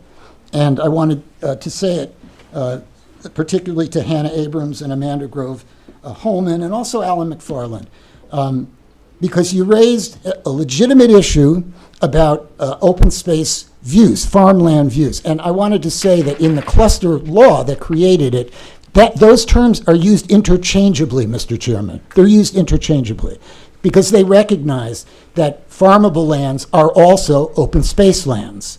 And they wanted to preserve both aspects of that. And it's stated in your local law. And I think it was, I don't know who brought it up first. I don't want to commend anyone or, you know, give anybody a gold star. But the fact of the matter is that you've learned over time by looking at this that the new configuration of the reserve area, which you talked about as protecting farmland views, really didn't do a good job because you were looking at Wickapog to do the short little turn before you get on Fowler. That, you know, let's call a spade a spade. That's the least attractive view of these farm fields because that's the entrance to this commercial property. And so you properly were so concerned about it, you said, you got to have a buffer there. We want to know what the buffer is. By the way, you don't have any detail on that either yet today, but Mr. Bennett wants to close the hearing. But it was so unsightly that you wanted to buffer it because it just was not attractive to look at. The farm views are on Fowler Street, and 2 or 3 of the board members, I think, wisely realized that and said, hey, since you're rejiggering the lot area, we'd like to see, a better protection of farmland views. And you can call it open space, you can call it open farm fields, but we're talking about farmable land, not the structures that used to support a 30-acre parcel that are now going to support a 4-acre parcel. There is something you can do. I want to say it less emphatically, perhaps, than I did last time, and just tell you briefly, I once ran for political office, and somebody came up to me and was joking and said, what's a guy like you doing running for political office? It's crazy, And I kind of laughed it off, and somebody who knew better came up to me and said, no, when somebody says that to you, he's really asking you, why are you running? You got to think about that and answer him. And I thought about it. And what I decided and knew instinctively, it took me a little while to formulate it, was I'm running for office because my town is my home, and I want to protect it. Now, people may come up to you as members of the board and say, why do you deal with this? Why do you put yourself through this aggravation? You got 2 crazy lawyers. One guy says black, the other says white. Why are you doing it? Well, I would suggest to you that the answer to that question is the same. You are doing it because the village of Southampton is your home and you want to protect it. And Mr. McFarland joined you and said, I'm worried about what's going to happen if the Fowlers stop farming. I'm worried about why we're losing this. And I want to tell you that you have an opportunity here. You may not be able to do it tonight. You won't be able to do it tonight. But if you took another meeting and you had some open discussion and you understood, and I hope you understand, I'm going to say something obvious, that each one of you has one vote. Nobody's privileged on this board. Nobody, cracks a whip. You all have a vote. And all you need to do is discuss and collaborate on these issues. Take the time to do it and make this reserve area what it should be. Make it protect farm views. Make it preserve more farmable land. Make sure you know what's going to happen on those other structures, and do what you need to do, even if you need to change some boundary lines. And you can make this better, and you should make it better. Because at the end of the day, when somebody comes up to you, whether they're mad at you for what you did or they're praising you for what you did, the answer is the same. You will be able to say to them, I did it because the village of Southampton is my home and I wanted to protect it. And I urge you tonight to think about that and collaborate, talk, listen, and do better on this. Thank you. Jeff, can I ask you a couple questions? In the beginning, you talked about the distinction between farmstead versus farmable area. Yes. Was that part of the Suffolk County, or later on you said Yes. Ags and Markets? It's in the Suffolk County Ag and Markets Division puts out guidelines. It's in the guidelines, and they are guidelines for reserve areas that are created within Suffolk County agricultural districts. Okay, and my other question was, you had mentioned a distinction, you mentioned the number 5%. Yes, 5-inch rainfall versus 3-inch rainfall. No, I got that one, but Oh, this is way 5%, earlier. This yes, is in the I'm sorry, beginning. yes. Their recommended limits on the size of a farmstead, which is what this commercial area would be defined as, is That's guidelines, Suffolk County in the guidelines, guidelines, is 5% of the reserve area, because they want it to be proportionate to the open farmable area, because they're looking at a farmstead that's reasonably related in size to the open farmable area. And then my last question is, you had mentioned probably halfway through about cluster, and Mr. Bennett had said that there was a specific exemption from cluster, but maybe I misunderstood what you were saying. What I've said is just that Mr. Bennett has invited comparison of this application to a cluster plan, but keeps referring to it as a cluster plan, and tonight he sort of combined the idea of a cluster plan talking about density. He was seemingly trying to suggest to you that by dropping his density, he was doing something that a cluster plan would accomplish. That's not correct. You're talking about two separate concepts that are entirely different. Because the yield on a property is merely a dimension. It shows dimensional compliance, that you meet all this. I misunderstood. I thought you were trying to argue that he was not, the applicant was in fact not exempt from clustering. No. That's not what you said. I know he's exempt from Okay. but he's been trying to say, well, we're saving 25% of the property, but when you look at it, that's really not correct. Because he's got this big commercial chunk of 3.2 acres. And you have the board has the power to say, that's not acceptable under SECRA and our local law. You have the authority to do that. You don't have to ask permission to do it. You can say, we want to see more, we want to see a better plan. You can make it happen, and you should make it happen. Thank I you. have a question. Oh, okay. We've said that we've made a poor trade in accepting the corner as our reserve area versus another plot. And the reason we moved it to the corner was to try and create view sheds and more transparency into the farming. That was what was done at that time. And you pointed out a lot of problems with that. What would be your list of things that would need to be corrected in order to make that work? Because I have consistently relied on the fact that I thought a view shed, we would be looking into farmland. And then I read in the minutes from the last meeting that someone was saying something like, if we're farming privet, and if we cut the privet down, you'd be looking at other privet. So what I trusted as a view for the public and for people to see some sort of agricultural land is changing. And my thought is that we can require that privet come down, and if privet is the crop, so be it. That can happen further in, and we'll see privet as crop. Yes. But we have the power to create view sheds. Yes, you At do. least as far as I understood it, Yes, always. you do. Yes. And I frankly, I think when Mr. Bennett said that, it was a rather flip comment like, well, we'll grow whatever we want, and if we grow privet, it's going to block your view anyway. Well, not so fast.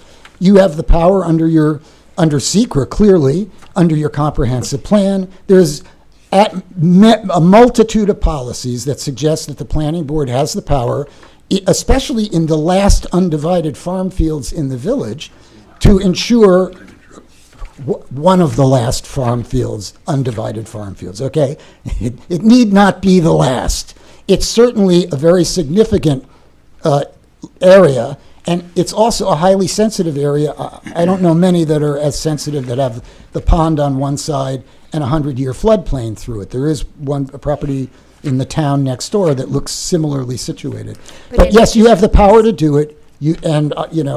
For example, and you could change the yield on this property. You could move lot number. You could extend the reserve area across lot number 1, leaving lot number 2, or across lot number 1 and 2, and leave the lots below the subdivision road. And in fact, today, as I pointed out to you, the septic system for lot 2, I believe it is in the 100-year floodplain. Not a good idea. And also the lots below the subdivision road, except for the last flag lot, the last 2 lots, those have septic system pushed very close to the drainage, about which you need more information. But for example, you could extend the reserve area across Fowler. That's a possibility. You could do an L shape off of the reserve area. There's a lot you could do here. And I suggest you take the time and talk it over and see if you can get some consensus on this. I'm not telling you to, that anybody can run away with this, and this is not a punitive action. This is just a planning board doing what it does best, discussing and planning. I'm perhaps a little more, I've been a planning board attorney and a zoning board attorney, and I've been on the other side of boards. And I know what it's like to be rushed into a decision. It's not good. It's perfectly okay to say we need to take more time and we need to discuss this. This is, even if it's not the last undivided farmlands, this is, just looking at this place is astonishing. That's why the real estate is so expensive there. It's in your hands to do better here. preserve it. Do And better. respect to the house, when you keep saying it's got to go, how would you recommend, what would be your position on that? And how we have the right to do that? I don't see how, I would ask your attorney for her opinion, have her read the decision. To me, there's a complete clarity about it. I don't see any ambiguity. And it's frankly, it violates that. And secondly, another area that you could consider in terms of getting some more farmland here is that flag lot. That flag lot's illegal. Let them argue it on appeal, Are you talking about Lot 7, Jeff? Yeah. Okay. It's obviously a violation of the definition of flag lots. It's absolutely prohibited. This is a re-subdivision. It's illegal. It's unlawful. He's not entitled to that lot. That could be a lot that would be farmed. There's a lot you can do here. And this is not punishment. He's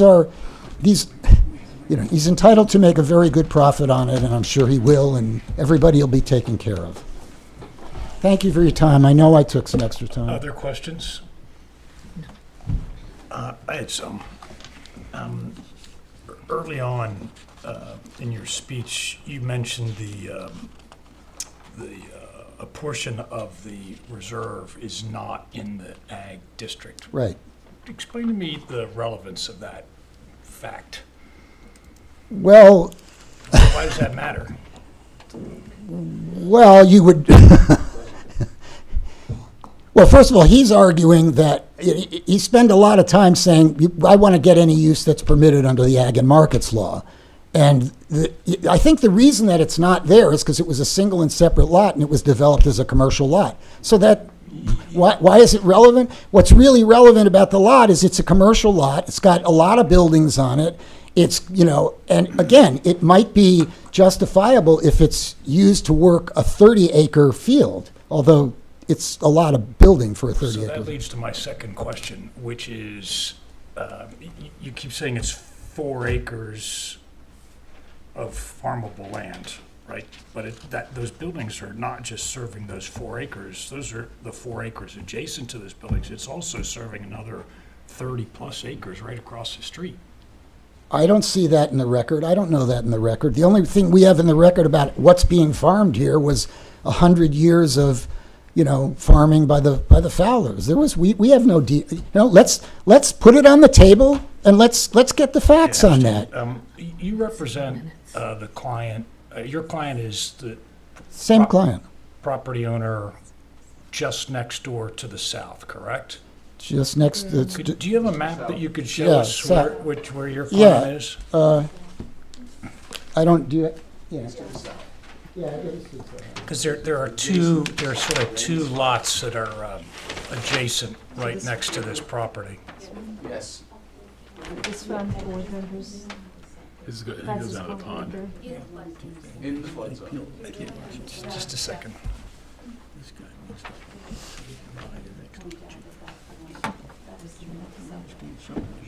okay, we're here. So you're the lot closer to the pond. So it's Yeah. Yep. And South can and you west. show me where the 100-year floodplain is on your client's lot? You want to take this up? It's the only one. Yeah. And is the septic for that lot on this map too? Yeah. I don't know if the septic is. I think I know where you're going. So maybe I can head you off at the pass. Okay. My client didn't build that house. That house was developed by the Fowlers. That's absolutely. Well, it was. Look, I don't We, care. we bought a developed lot. We didn't develop the lot. That's not true. It just I represented the subdivider, and I represent you are now blatantly misrepresenting something, or you're ignorant of it. Well, just a second. I may be mistaken, but my understanding was that he bought a house that was built. They were simple questions, and I just want to hear from Okay. Mr. Bergman, please. I don't know. Okay. So, It's but possible I'm wrong on that. I don't know. Well, okay, but I want to understand that, to me, it looks like that house is in the 100-year floodplain. It is. And the septic is also in the 100-year floodplain. Do you know whether your client has a IA system or the old septic? I don't know when the house, I don't know when the house was built. And the 100-year floodplain, Lipton and Green built it prior to the it IA has system. curvation. We can't have Okay. comments from the Yeah. audience. Yeah, okay. Just Mr. Bregman, please. Yeah. If I am mistaken, I apologize. I was not deliberately stating an untrue fact. My understanding was that he built a developed property. I'm willing to be, Yeah, say I okay. was I'm erroneous. just if looking at the that's- map here, and yeah. it looks like it's all within, the entire lot's within the 100-year floodplain, but that's fine, that's all I had. You said something else about extending the reserve across Fowler Street. Todd, what did you Yeah, mean by that? Let me, if I can point to it. Yeah, I want to stay on the record. here. What I was saying was, I'll turn it toward you. You guys can hear this, right? No, Oh, that's keep- not how the system works. Okay. Okay, so let me go. You can just point it. Can we No, put up a stand over picture here. of the map on the table? And use the microphones on the table, please. Yeah, Okay. yeah, okay. that'd be perfect. I think we can see. Okay, so can I- You gotta Yeah, sit, you ju- gotta just speak into the please, mic. yeah, just sit down so we can, the microphones pick you up. And then they can get the, What I was saying is that Oh, there it is, okay. that lot number 1 here on Fowler Street could be an extension of the reserve area, and that would create more, so you're not talking about extending it east across Fowler Street. You're talking about extending it, sort of south. I gotcha. Yeah. Okay, that's what I wanted to And clarify. I also pointed out that this flag lot is illegal. It's not a flag lot. That's Mr. Bennett's contention, and I'd rather, I'll We're not here debate to that argue one. that, okay? on You know, appeal. you both have a position on that. I think the board Yeah. is experienced enough to make their own determination along with our legal advisor, but let's keep moving. Okay, I don't have, unless you have a question. That's Well, I all think that was the portion of that is what I was hoping, that when we traded the acreage under the house that was already an easement that was dedicated, that we could put more along Fowler toward the ocean, because I wanted a view shed that was more complementary as well with what's on the other side of the street, of a longer corridor looking into Fowler Street, which Mr. Bennett was very opposed to. And they summarily just added it further into the property, the extra footage. But I was hoping for some sort of view into agriculture, active agriculture, for as long as that would happen for years to come. And I was getting the impression that that was not going to happen. And so that's interesting to me that you think it should be in that area as well. I'm just noting that. Well, ultimately, it's up to a majority on the board. It really is, that's how it's done. I mean, that's why I was urging you to try to find consensus, and maybe if you can get an agreement, you can get it done. We don't need our permission or Mr. Bennett's permission. Any other questions for Can I just Mr. ask one Bregman? more? Just Jeff, one more. In your experience, have you ever seen a municipality accept an agricultural easement that was not in an agricultural district? I know I have, so I'm just, is that your experience? I'm not suggesting that you can't put an Okay. easement over this, if that's where you're going. Yeah, no, I didn't know if you were saying because the top half of it was not in an agricultural district. No, like- no, okay, I'm all not right. saying you can't do. I think you can do what you want to do on that. I'm just saying, there's reason to look at that as, maybe worth investigating a little bit more in terms of the uses, the future changes, who owns it, and also under Ag and Markets has a similar language about it has to be one business that operates the processing and the farming. The language that Ms. Frugenti referred you to is also reflected in the Ag and Markets law, where they say you can have different processing elements for agriculture, but it has to be one business that does it. And that would be a problem here. 'Cause So, an esteemed colleague of mine made the point that New York State Ag and Markets Law applies at the town level, but not a village level. How would you respond to that?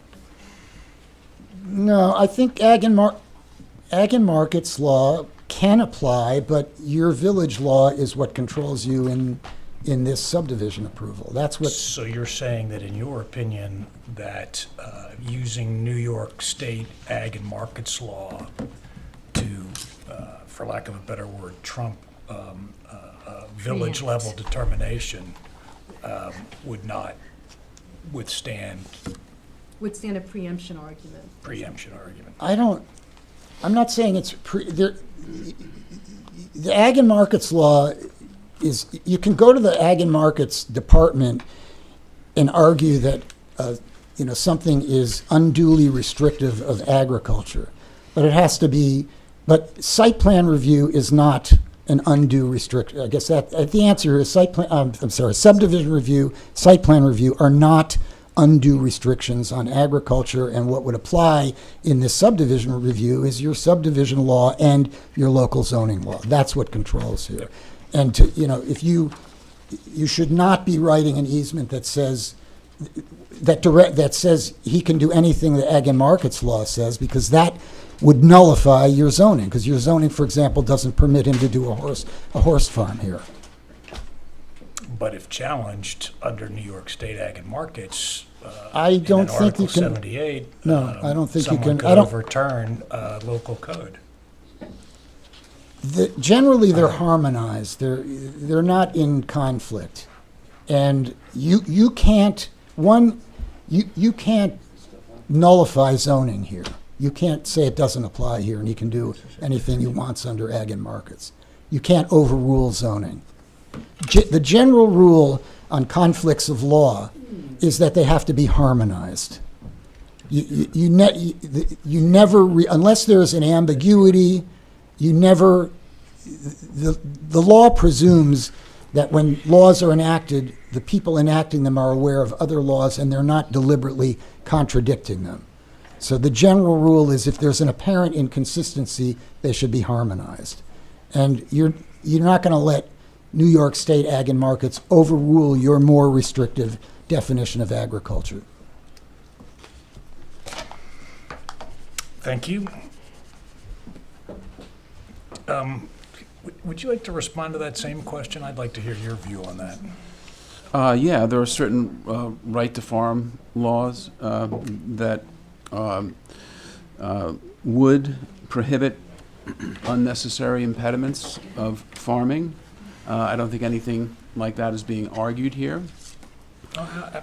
Let's speak hypothetically to make it easier. Okay, Right speak now, let's say hypothetically. village code says I can't have a horse. I have a farm in the village, and I can't have a horse on that farm. And someone challenges that local code, village level code, and says, under New York Ag and Markets, I have a farm here, I can have a horse. I think that unless the village could Would demonstrate... you take that case? Yeah, in a heartbeat. I think unless the village could demonstrate that that was a proper exercise of zoning laws, such as they were trying to prohibit horses on half-acre parcels or something like that, which would be a reasonable interpretation, despite the fact that my Uncle John Grattan had a horse on about half an acre for a while. That's probably an impediment. But I don't know why this is germane here. Why are we talking in a public hearing about hypotheticals? Why are we talking about that? The Ag and Markets Law is what is in the easement, as I've seen in all agricultural easements. And if there is some sort of variance between that and the local law, that's to be talked about when an application comes in. But I think it's relevant. I'll answer that question. I think it's relevant in the context that, all throughout this application process, we've talked about New York Ag and Markets Law and making sure in our thinking and our understanding that we give due consideration to New York Ag and Markets Law. And then I heard earlier tonight, there's a view that, New York Ag and Markets law applies at the town level, not at the village. So I've been why practicing. are we giving consideration I've been to that? practicing law for 43 years. I've represented a lot of developers of farmland, not only farmland, residential farmland, but also farms, horse farms, other types of farms, and I have never heard that. It makes absolutely no sense. Ag and Markets Section 301 and the Ag and Markets Law is a law of general application in the state of New York, and I think your counsel will probably let you know that. Yep. But I do want to respond to some things, and I'll try to do it in bullet points. First of all, Can I steer you? oh, I'm Just so what- sorry.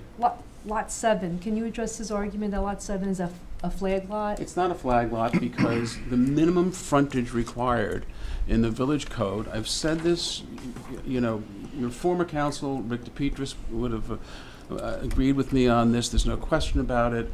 This has been gospel amongst the local bar forever. The minimum frontage for a lot, not a flag lot, the minimum frontage for a lot in the village of Southampton is 40 feet.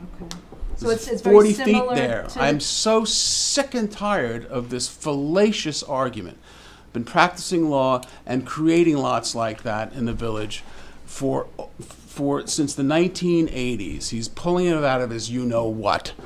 The minimum frontage in the village of Southampton for a lot, not a flag lot, is 40 feet. It's specifically So it been mirrors designed the to have town. 40 The town feet. has the same. Town has the, is Kim, I exact don't have to same tell you, the town has the exact same Code requirement. interpretation.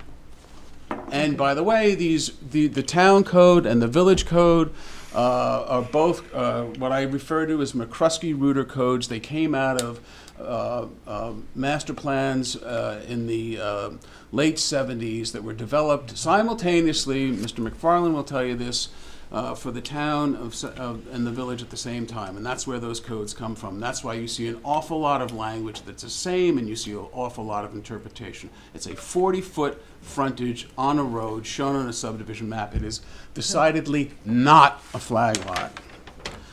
One big thing that's being missed here, and it's a huge point that's being missed here, okay, is that this subdivider is exempt from requiring an ag reserve parcel. Mr. Bennett, So- that is not being, go ahead. Well, no, because Mr. Bragman, by the way, he submitted this farmland versus farmstead versus farmable land area multiple times. That has nothing to do with your village code, number one. Number two, it is like every single other argument that Mr. Bragman has been making since November?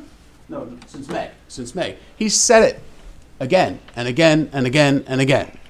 That's when you close the hearing, when you realize an advocate has been saying the same damn thing over and over again. He's making seeker arguments, which, by the way, there's been a negative declaration. We're past that. He's making the same ridiculous arguments that he continues to make. A couple of them I find absolutely laughable. I can't believe he doesn't have more self-respect than to make the argument, and his co-counsel, there's a fueling station there, like it's a big Bucky's Master Pumper or something on 95. You know what's there? It's a 250-gallon diesel tank with 2 alarms on it, sitting in a concrete tub to do what every farmer has always done, buy diesel in bulk so that they can fill their farm tractors with it. A fueling station. It's embarrassing, that kind of an argument as a fueling station. And then let's talk about the absolute bad faith and hypocrisy of Raymond Svider objecting to this application. His house is in the flood zone. It wasn't developed by the Fowlers. His house is in a flood zone. His wastewater system, not an IA system, is in a flood zone. He lives on approximately a 3-acre lot on a 2-lot subdivision that's a total of 5 acres. His buffer requirement on his lot is 30 feet. 30 feet. Would you like to know why? Because I wrote the buffer for that lot. We're talking about 150-foot buffers for properties, for the structural setbacks. We're talking about 125-foot vegetative setbacks. We're talking about 200 feet wastewater setbacks. They're all going to have to be IA systems. We're also doing something that I've never seen before in the village of Southampton. We're going to impose those buffers. We're going to impose those buffers as part of the subdivision approval, as opposed to waiting until they get done on a lot-by-lot basis, which is exactly what happened on the other subdivision. I know that subdivision extremely well. I got the subdivision approved, and we got the houses approved on it. So for Mr. Svider to be concerned about, lots in a flood zone, his house is in the flood zone, the entire thing. To be concerned about septic systems in the flood zone. His entire septic system is in the flood zone. And you know what? It's not a problem because the appropriate precautions have been taken about it. Just because you're in a flood zone, I would say 50% of the homes in the village of Southampton are in flood zones. Probably even a larger percentage in the estate area. You build according to Federal Emergency Management Agent construction requirements and elevation requirements. Or you don't get insurance. Or you don't get a building permit. You don't get a building permit. So this is just hogwash. It's all repetitive as well, which is why you should close this hearing. That you have heard absolutely no new information tonight after public hearing after public hearing after public hearing. The ZBA decision isn't clear. It doesn't say that that structure has to disappear. It says it can't be on a separate lot. It can't be on the same lot as a house on a subdivision. It's not the most clear. It's not the most well-written decision. But you remember, zoning laws are in derogation of people's rights under common law and are to be construed against the municipality.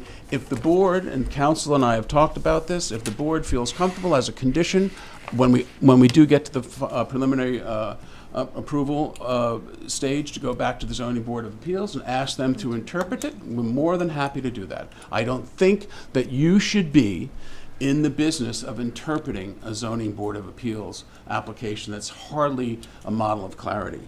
And so that doesn't create an issue whatsoever. This is a voluntary act creating this agricultural reserve area. You would think that there was a brothel going on there based upon what Mr. Bragman and his co-counsel have said. There's absolutely no proof whatsoever.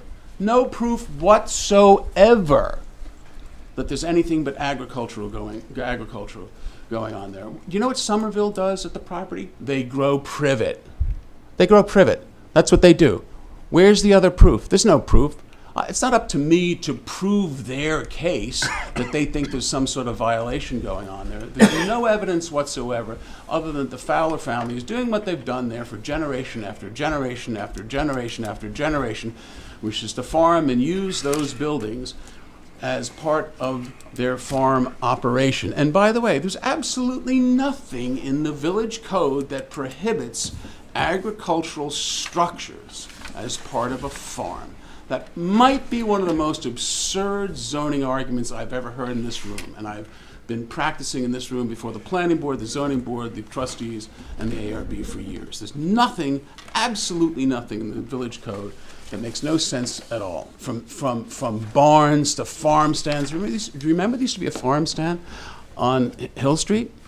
Do you think that would have gone on in everyone's view for the 30 years that went on if there was a problem with having agricultural structures in residential and zones as part of an agricultural use? So, but having said all of this, again, and finally, as was recognized by your consultant, as very heart of this application, is that there's no buffer now between the wetlands area and the farming area, and the owner is absolutely entitled to continue to farm and fertilize and do all of the things that happens with farming right up to that wetlands area. We're talking about the imposition of the largest buffers that any municipality has out here.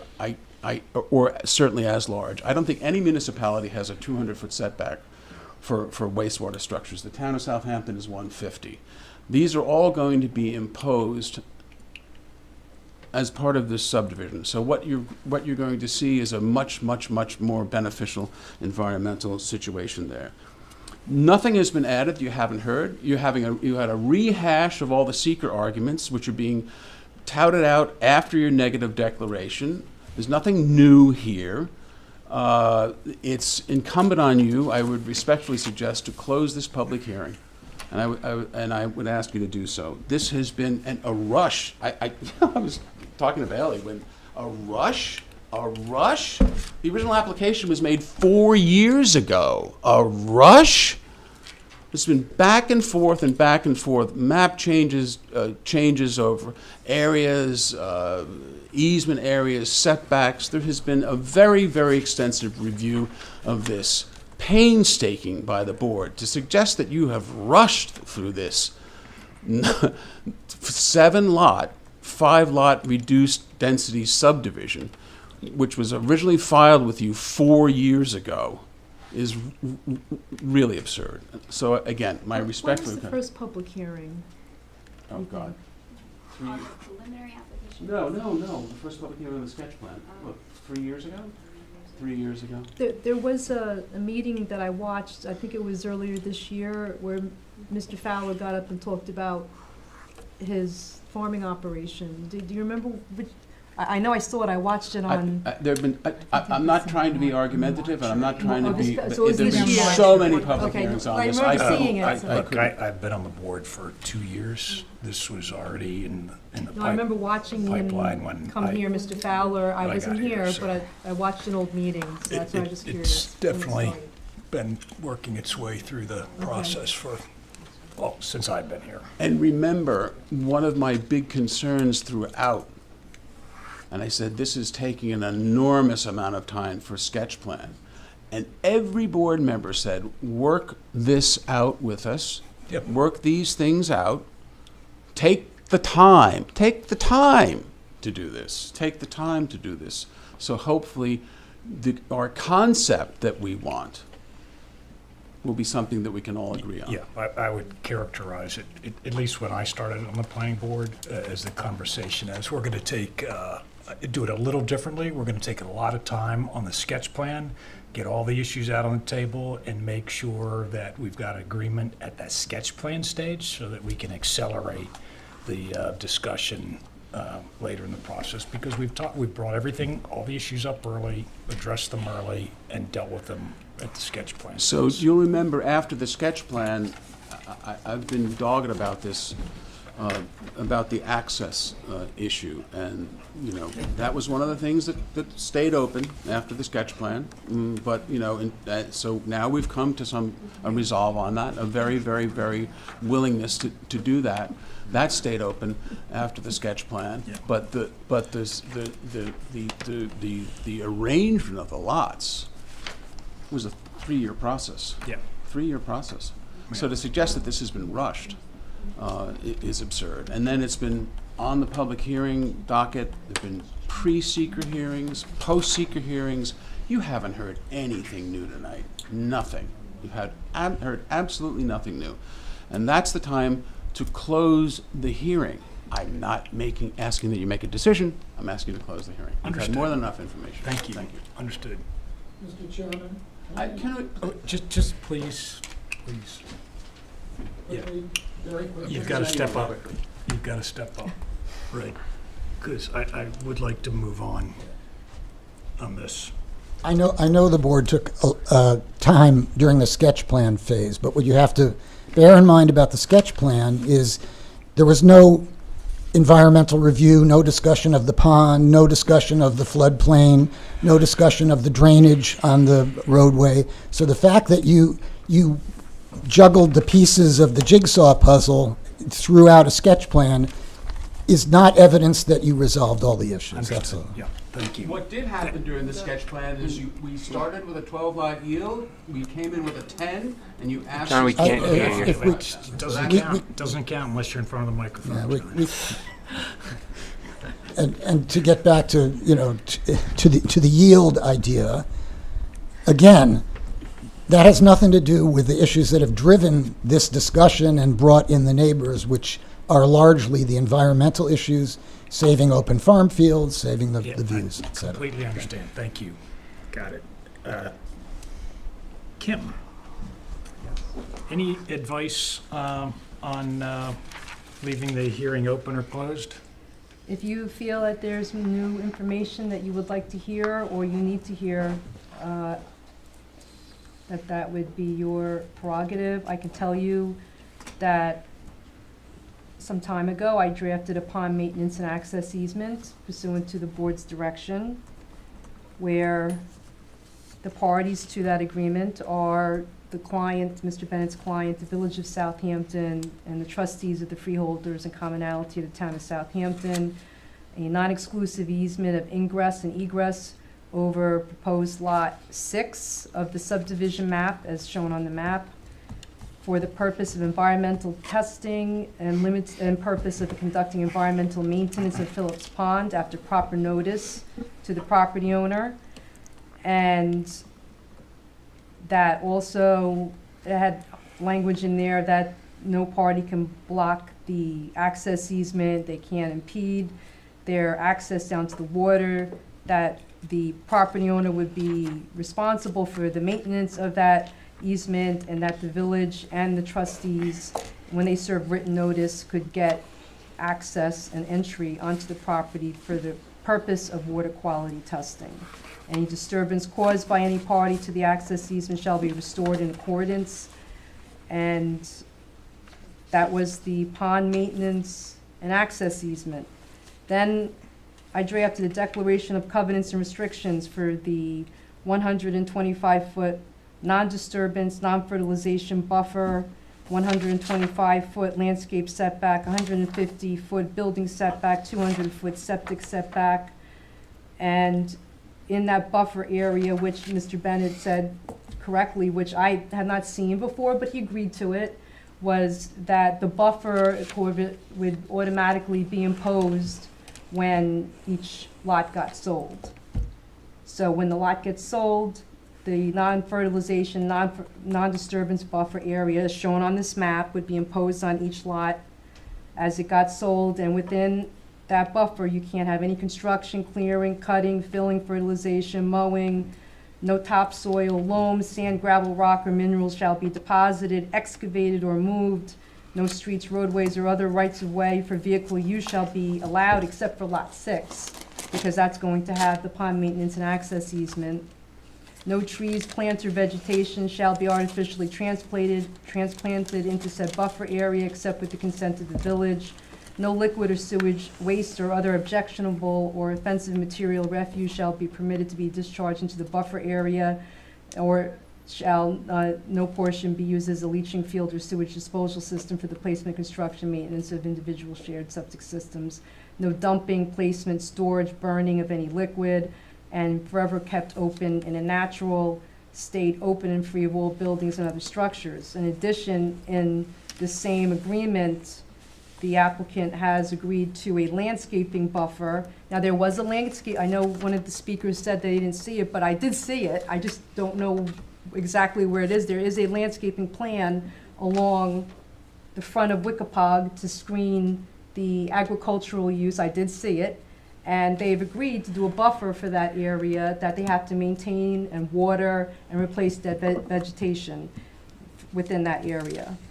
If I can interrupt, I know that Hannah Abrams, I have never received this. I've not received it in my inbox But I'm not anywhere. asking you to So approve without it. seeing it, reading Right. it, reviewing But it, if they- I, Let me just say, if you close the public hearing, Look at the you're not file. issuing a decision on any of the legal documents. Yeah. So we can still negotiate and speak about it, because I Not in know our you would like to files. look at it. That's fine, but we're not deciding on that tonight. Yeah, so. So that's still an ongoing negotiation. Of course, if the board members want to review and comment, we can do that, Yeah, even after the close of the public hearing, The one question I if you have. so desire. Yeah, thank you. The one question I have is, if we close the public hearing, talk to me about timing of a approval or a decision on a preliminary site plan Is it 60 days? 62 days. 62 Yeah, days? that's what's giving me a little indigestion as we go into the holiday season here, and we've got fewer meetings during that I start a 60-day clock ticking.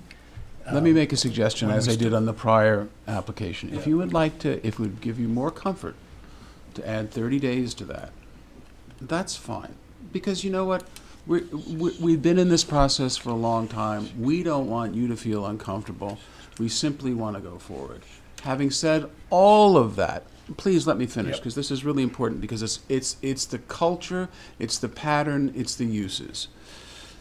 I cannot remember any time in 30 some odd years of doing this, if a staff member or a lawyer called me up and said, John, I need more time for that decision, that I didn't grant it. Would you like to know why I do that? Because you know what you can do? You just deny it. Yeah. So, I get that. you know, if you would like to do that, that would be fine. I don't think you should need to take all that time, but if that gives you more comfort, I would more than happy to agree to that, because essentially now we're November, December, you've lost a month, and I get it. I understand that. Look, I appreciate that. If we can have, and I don't think it's going to take that much time personally, so an extra 30 days would give us 90 days, or the end of February. If you agree to that, and Kim says that's fine, and everybody up here thinks that's plenty of time, down here, plenty of time, yeah. I just don't understand why we wouldn't wait and then have another meeting and clear up any issues we have. Why don't we hear from our planner, our council, on what we've heard of today? Why don't we just do it right Because that's now, not the and then reason we you close it leave when a we're open satisfied? meeting open or closed. You're not understanding the structure. That's not why you leave a public hearing open. You take the public hearing, you use it to get input from the public. Yeah, Which we understand have, that. Yeah, but thank we you. haven't had any opinions from our experts on what was Please, just said tonight. Please, Yeah. please. Okay, you're good with that, right? I am. Kim, Yeah. is there, sorry, Yeah, is there a default approval procedure for a subdivision with regard to the 62-day period? I know in the town of Southampton there is. I'd have to take a look at your code. Can we look that up right now, please? But he agreed to give 30 days like he So did on the that- site plan so for that 71 Hill preempts- Street. Look, if it works, right, I'm comfortable making a motion to close the public hearing. No second. He's waived it, so. You just made it. Just made it in a second. Say that again, Kim? He's waived any imposition of the 62-day. Yeah, okay, that's fine. So with that being said, I'd like to make a As part of motion. the motion, As part of that motion, I'd like to move that we close the public hearing. I'll second. All in favor? That closes it. Aye, okay. Thank you.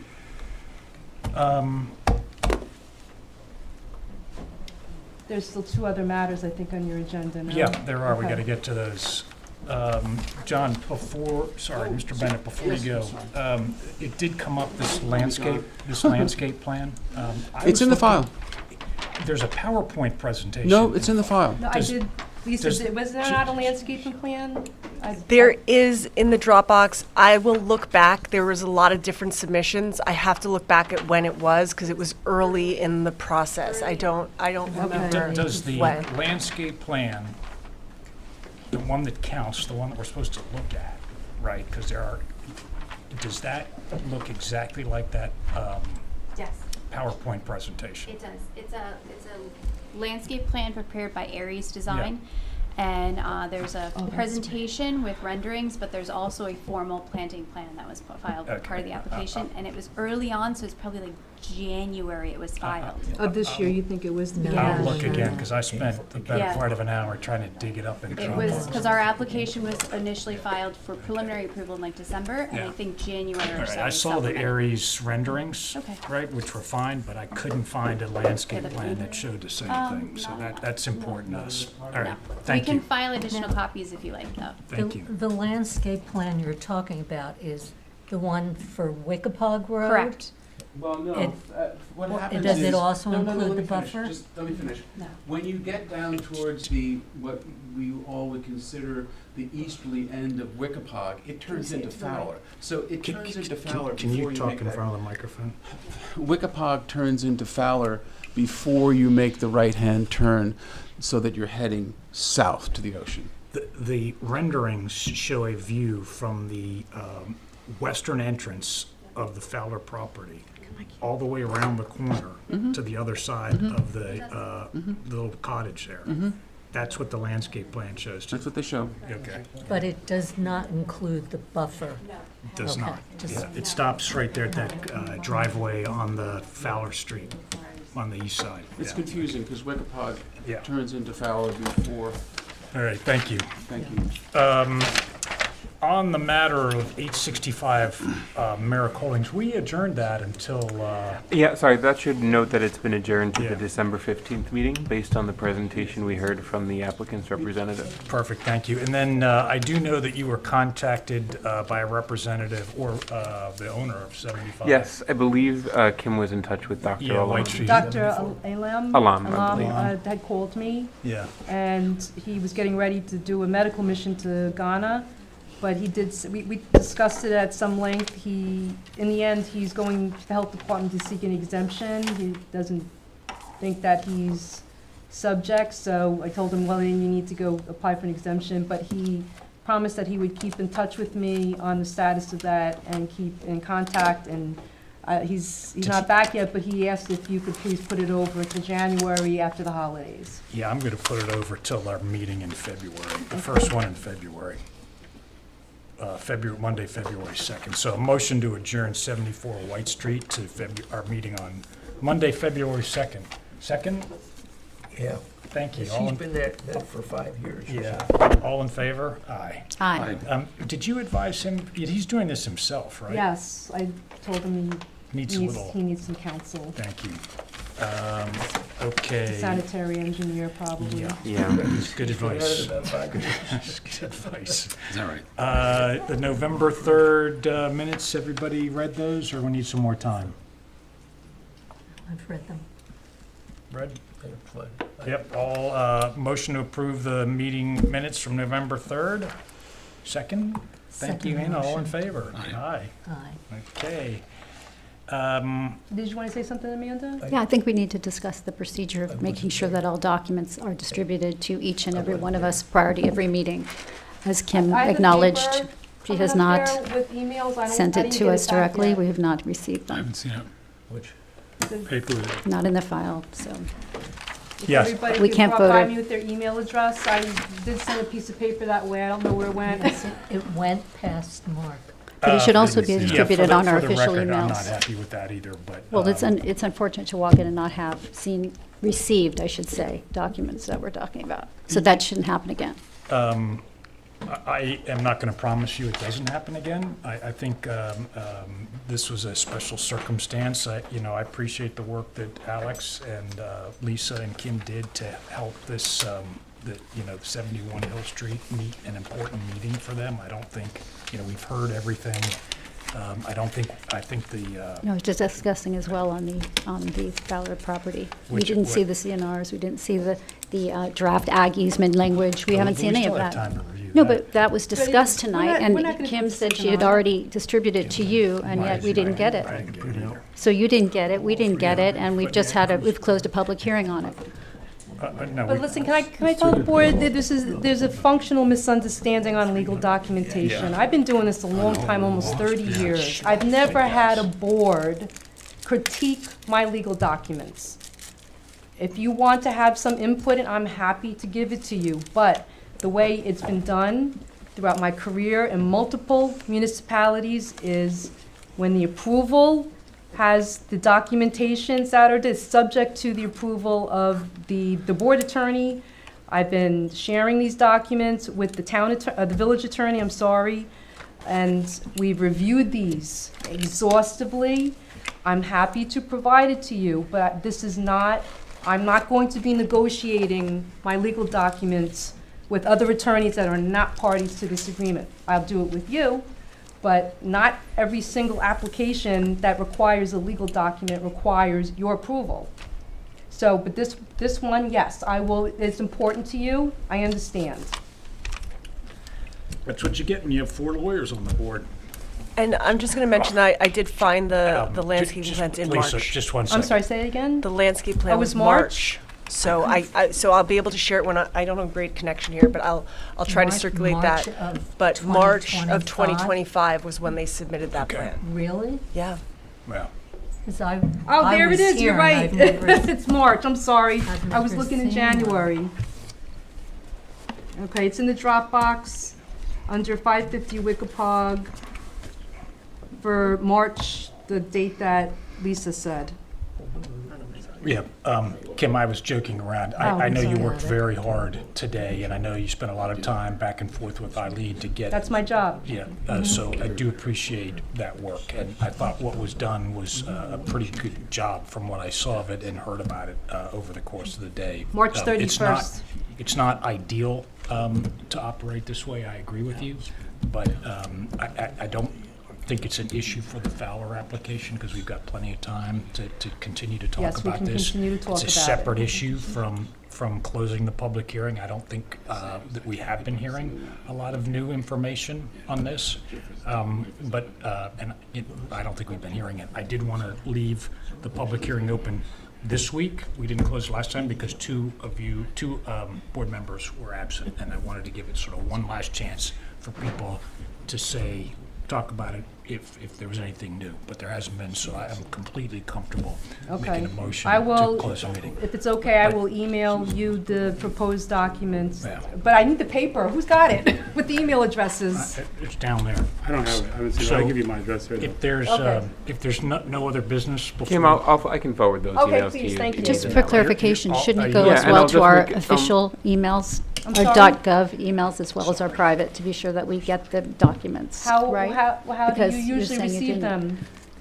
I didn't hear the question. The variety of the ways. communication should be to our official emails, the .gov, as well as if Okay. you want However you personal want. for belt and suspenders on the ag and Okay, so covenants Alex and will send me the, restrictions. if you want to go to you all have Do .gov both. emails? Yes, Yes. and we also have Oh. our private, and I do so not, okay. that way we won't miss it or we won't not All right. receive it. And just to make a distinction, that's separate from documents submitted by applicants for application, which are always available on the Dropbox and are provided in hard copy to the board members, and they're available for pickup, just as a reminder, Thursday at noon prior to a Monday meeting.